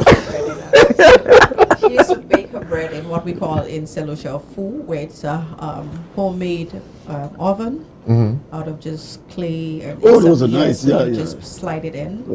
So it's kind of interesting that you're saying that, because the majority of time that's what we did. Baking was traditional. I can't bake to save my life, but it was a traditional family thing. Yeah. It was part of what was being done, and it was also taught. So you'd make the salt bread, but Barbadians make the salt bread different. You make it round. In St. Lucia, we make it like a bread itself, like a little white. Along. Oh, yeah. So we make those little ones, a little puff and two little tails at the top. Mm-hmm. But it's the same. It's the same tradition. The older generation did it. So the same way of putting the little coconut at the top, they did the same as well. The coconut leaf at the top, they did that as well. When Pedro was here, he referred to, he said pudding. Yeah, we used to call it pudding, yeah. Bread. No, You know what he meant? Well, pudding is different. It's cake, it's Call it pudding. pudding as children. You know what they like about Christmas? Christmas Day. So I could jump in and put it Yes, in yes, yes. If Felicia will allow you. So go ahead. I get really She has a new nickname for you, you know. No worry, tomorrow. After Christmas. Okay, litmus. I love Christmas. And I remember, I told Freddie, Christmas really began, Christmas Eve night. But early on Christmas morning, you get the top band, the donkey. You remember the donkey, Daddy? Of course. Coming around and playing music. Some people would give a little donation, or they would give them food and stuff. I really, really enjoy that. I heard y'all talking about Santa Claus early as well. For me, Santa Claus was real, is real, and always be real to me. Jesse, you sure you want to say this publicly? Yes, Okay. because we know Santa Claus is your father and your mother, because he knows when you are sleeping, he knows when you are awake, he knows if you'll be good or bad. Good or bad for goodness sake. But for me, I enjoy Santa Claus. I enjoy the fallacy of Santa Claus. So therefore, I cannot sleep. Really? Until Christmas Day. I will people there. Yeah, I wanted to see somebody. I thought I saw a reindeer. You know. You need counseling. You need counseling. Finish back to you, Anne. Counseling. You're calling me back to come to reality. Yes, So- yes. Yeah. But yes, I do agree with that. In terms of Santa Claus, for me, it was not a fantasy because I knew it was my dad. Yes. I saw him putting on the costume, so I knew from a very early age that. Oh, he used to put on the Santa Yeah, costume. I would see that. So as a child, I understood between reality and what is fictitious. I knew that. And again, although I believed in aliens at a very early age. I did believe that aliens. You're getting some exist. interesting confessions here today. Because I read a lot of those kinds of books. There was a particular newspaper, and they had the Reader Digest that you would get regularly. excellent I don't know if magazine. people still get them, but as a child, they were one of my favorites. I would look forward to having them, and then you read all of those stories, and so you create those imagination and imagine it. But I would be able to distinguish that. But one of the things that you said was quite interesting, the tuck band. Yes. So in St. Lucia and in other Caribbean islands, I noticed that we did what we call the jab jab, which is very similar with the music, very African, very traditional that we have, that the cultures are very similar. So you would see that. So yes, you would have Santa Claus, which is very Christian kind of. And then you would see the jab jab, the Afrocentric kind of, the beating of the drums and everything else, and coming out throughout the communities. And I don't know how often that we do that. I don't know if it's still in certain communities, if it still exists. But I remember our comrade Dale did it last year. Yeah, last year. Yeah, you were in It was in Spice Town. It was in Spice Town last And week. it was wonderful because this are some of the things that you see children and you see Santa Claus, but they had a tuck band, and it's something that it's amazing when you see children following and knowing that this is part of your culture. It's Christmas, but we're still going to incorporate our culture of it. So I think that's something that we have to think of as a society, that we have to ensure that the children live those societies, because yes, we do understand Santa Claus, and they will expect Santa Claus very soon. But we also have our own traditions that we need to continue to ensure that it stays alive. Quincy, on an earlier panel, we were talking about window shopping. I think you're the youngest here. Yes. Yes. People used to go to town during the Christmas season, leading up to Christmas Day at night, a week or so before Christmas, and window shop. You heard of that? Yeah, I heard about it, but I never really experienced it. But I more experienced it because when we have Christmas, it's more all the family coming by. So I more have the family On the day itself. That's why I believe that is one of the best times that you get to see everybody. Yeah, it's two times. It's 2 times you see everybody. Either a funeral or Christmas. And at Christmas for me is very good to see everybody. I had my uncle that passed away, Hal. Hal Bushel. Yeah, Hal Bushel. From After Dark. He was your uncle? Yes, my uncle. And Hal when he done leave the nightclub in the night, he used to come over and so he could rest with us and stuff like that. So for us, it's like a lot of persons now have deceased, so it is going to be a different Christmas this year. But I am still glad that the memories of what we used to have was the. But talking about family coming together, it was very special when people came from Overseas, yes. Yeah. And you looked at them as if they were really special, especially if they had especially when they got toys for you, because none of the toys, they got layers for me. Well, and the accent. And the accent. yeah, for sure. Yeah. All right, so it was good, and that's why I think that no matter what, I was there canvassing tonight this evening. That's why you got here late? That's why I got here late, giving out toys. We forgive you. Giving out toys, and it was good to see just children just outside, just lying with their family. Everyone, just neighborhood came together, having just a little laughs when they came with the toys. They were chilling, relaxing, offering me a Sprite or Plus, and I was very happy because it's good to see children now not behind a video game, but they're actually outside playing and having a good time. All right, they tell us we've gone over time. Yeah. So final comments on Christmas. Felicia, ladies first. Yeah. Sure, thank you. I just want to wish everyone a Merry Christmas and Happy New Year if we don't get to see. And I just want to, especially for the little ones, I want you to have a wonderful time. I know you're out of school at the same time. Have fun, have all the candy, but be sure to drink lots of water. And hopefully that we will see everyone during the festive season. We'll be going around for the communities. Our DLP candidates will be in the communities. We will be there to share the chair. So have a wonderful Christmas and a blessed New Year. Thank you. Jason? Thank you, Comrade Leader. Most welcome. I just want to say a Merry Christmas to the beautiful and good people of St. Peter. You have embraced me. You have welcomed me into your house, into your space, and for that I'm eternally grateful. As we close off this year and enter a new year, rest assured I'll be there rubbing shoulders with you. And again, happy Utah season and Merry Christmas. Richie, final words. Thank you. Christchurch East Central. Thank you, Leader. To my constituents of Christchurch East Central, let this time be based on family and unity. And I know that every Christmas might not be the joyous of all. Some of us have down spirited with being hit with a disease or a death or something that might not have gone well this year. But let know that God is still there. I believe that in Luke chapter 2 verses 14, which says, "Glory to God in highest and good peace towards men." And I hope that going on for this year, for 2026, may it be productive. Pick your battles and pick them wisely, and going into my constituency next year, I'm letting you know that this is our time and this is our home, and I'm coming for Christchurch East Central. Well said. Thank you. Well said. My wonderful co-host. We've had a really good year, Damien. Yes, we did. You have stood every test on this program. The public loves you, and the people in the diaspora. Thank you very much. Next year when we go to New York, you going with us? Yeah, I definitely will. People up there asking for you. I definitely will. And when you talk on this show, you're not only talking to Bajans here, but you're talking to Bajans abroad. So say something to your people in closing. My people in closing, I heard all the wonderful, nice, kind things that you've said about me and the messages that you've sent to Comrade Leader, and I want to let you know that I greatly, deeply appreciate all of your support, and I love each and every single one of you. It will be remiss of me if I don't at least mention the Christmas party that is being held at Empire Club on the 28th.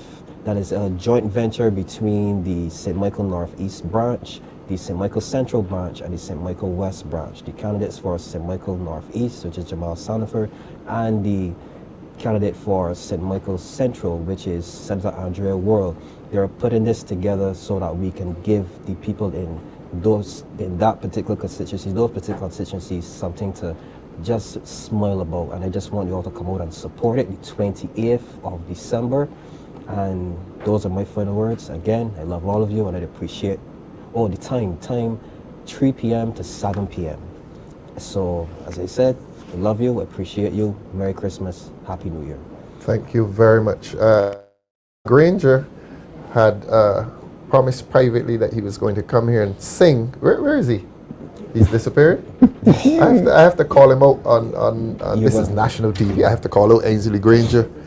He was supposed to come here, and he claims that his foot is hurting. Is he coming? Look at that door and tell me if he's coming in. He's coming in. I haven't seen him yet. Is he coming? Yeah, he's limping and coming. He promised to raise a song for us.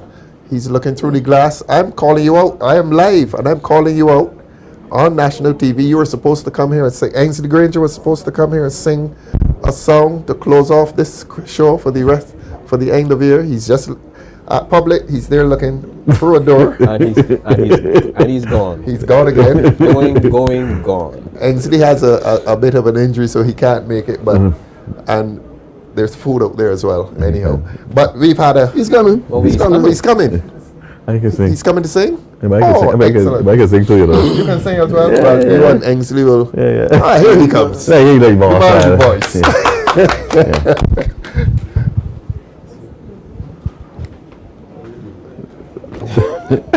say there. He asks, what you do to me at all? This is our candidate for St. Michael East, and he is making waves up there. He's also a singer. Ainsley is a Christian, former prosecutor. I met Ainsley as a prosecutor in the courts, police prosecutor. He's now a defense lawyer. We did a case together recently. We're not talking about the result. We're going to fix that. We're going to fix that. But welcome Ainsley to this panel, and you will take us away in song or prayer. It's your choice. You have the mic.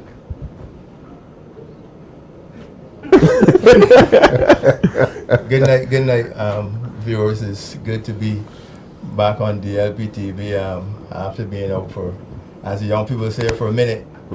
But yes, good to be back.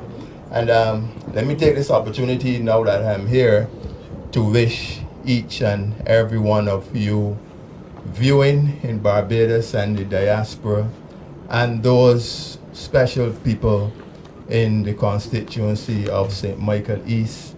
I want to wish you and yours a very, very Merry Christmas and a happy and prosperous 2026. Thank you. I think we are going to lose our connection soon. Good night to everyone.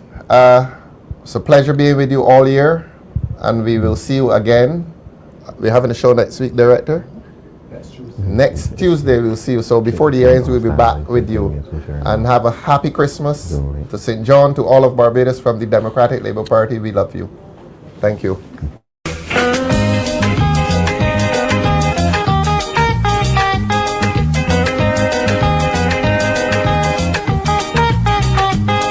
Somebody better talk to Vera. I want to talk that she fast.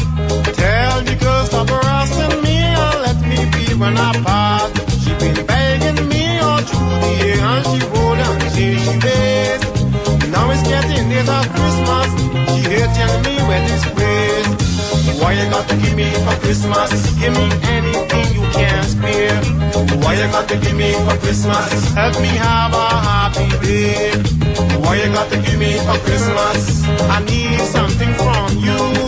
Give me something for Christmas, boy, and I'll give you something too.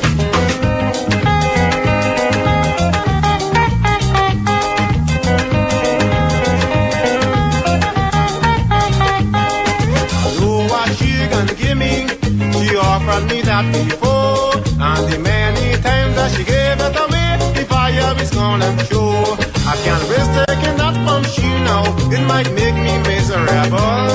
And I am a very cautious man, I afraid the doctor's legal. She begging, why you got to give me for Christmas? Give me anything you can spare. Why you got to give me for Christmas? Help me have a happy day. Why you got to give me for Christmas? I need something from you. Give me something for Christmas, boy, and I'll give you something too.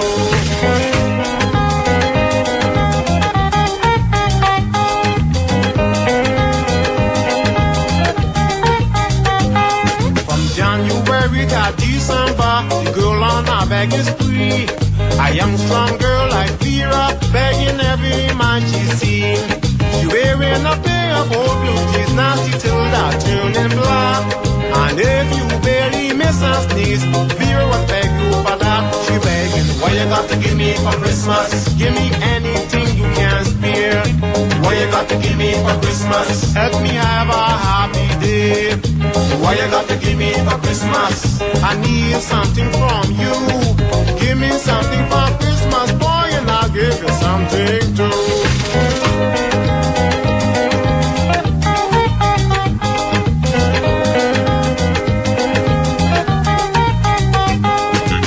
She wants something for Christmas.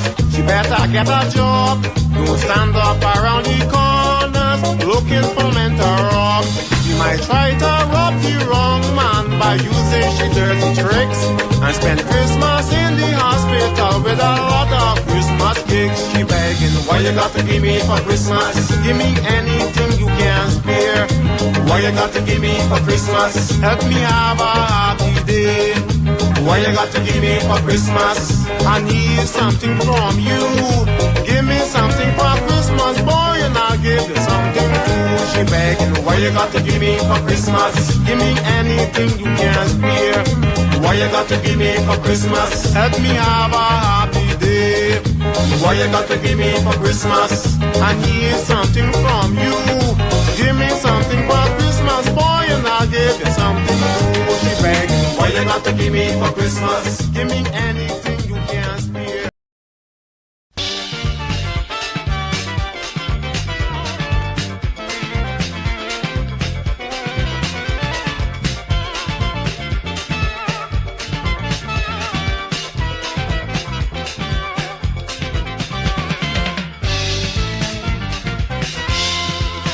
Christmas again in my Caribbean land. You know that we is the land of the sea and sun. You won't hear sleigh bells in the air, only church bells in the chilly atmosphere. And smiling faces everywhere you go. People real happy cause they got dough. All the bonus and the back pay ain't enough to spend for Christmas Day. We repair the house for Christmas. We change the curtain for Christmas. We bring in carpet for Christmas. Christmas is the deadline for everything. We making job for Christmas. We think about love for Christmas. We kiss and we hug for Christmas. On this blessed day, this is what it means. For Christmas, it's turkey and ham. For Christmas, it's pork and it's lamb. For Christmas, sacrifice a ram. For Christmas, it's rum and it's wine. For Christmas, sorrow when you die. For Christmas, it's yours and it's mine.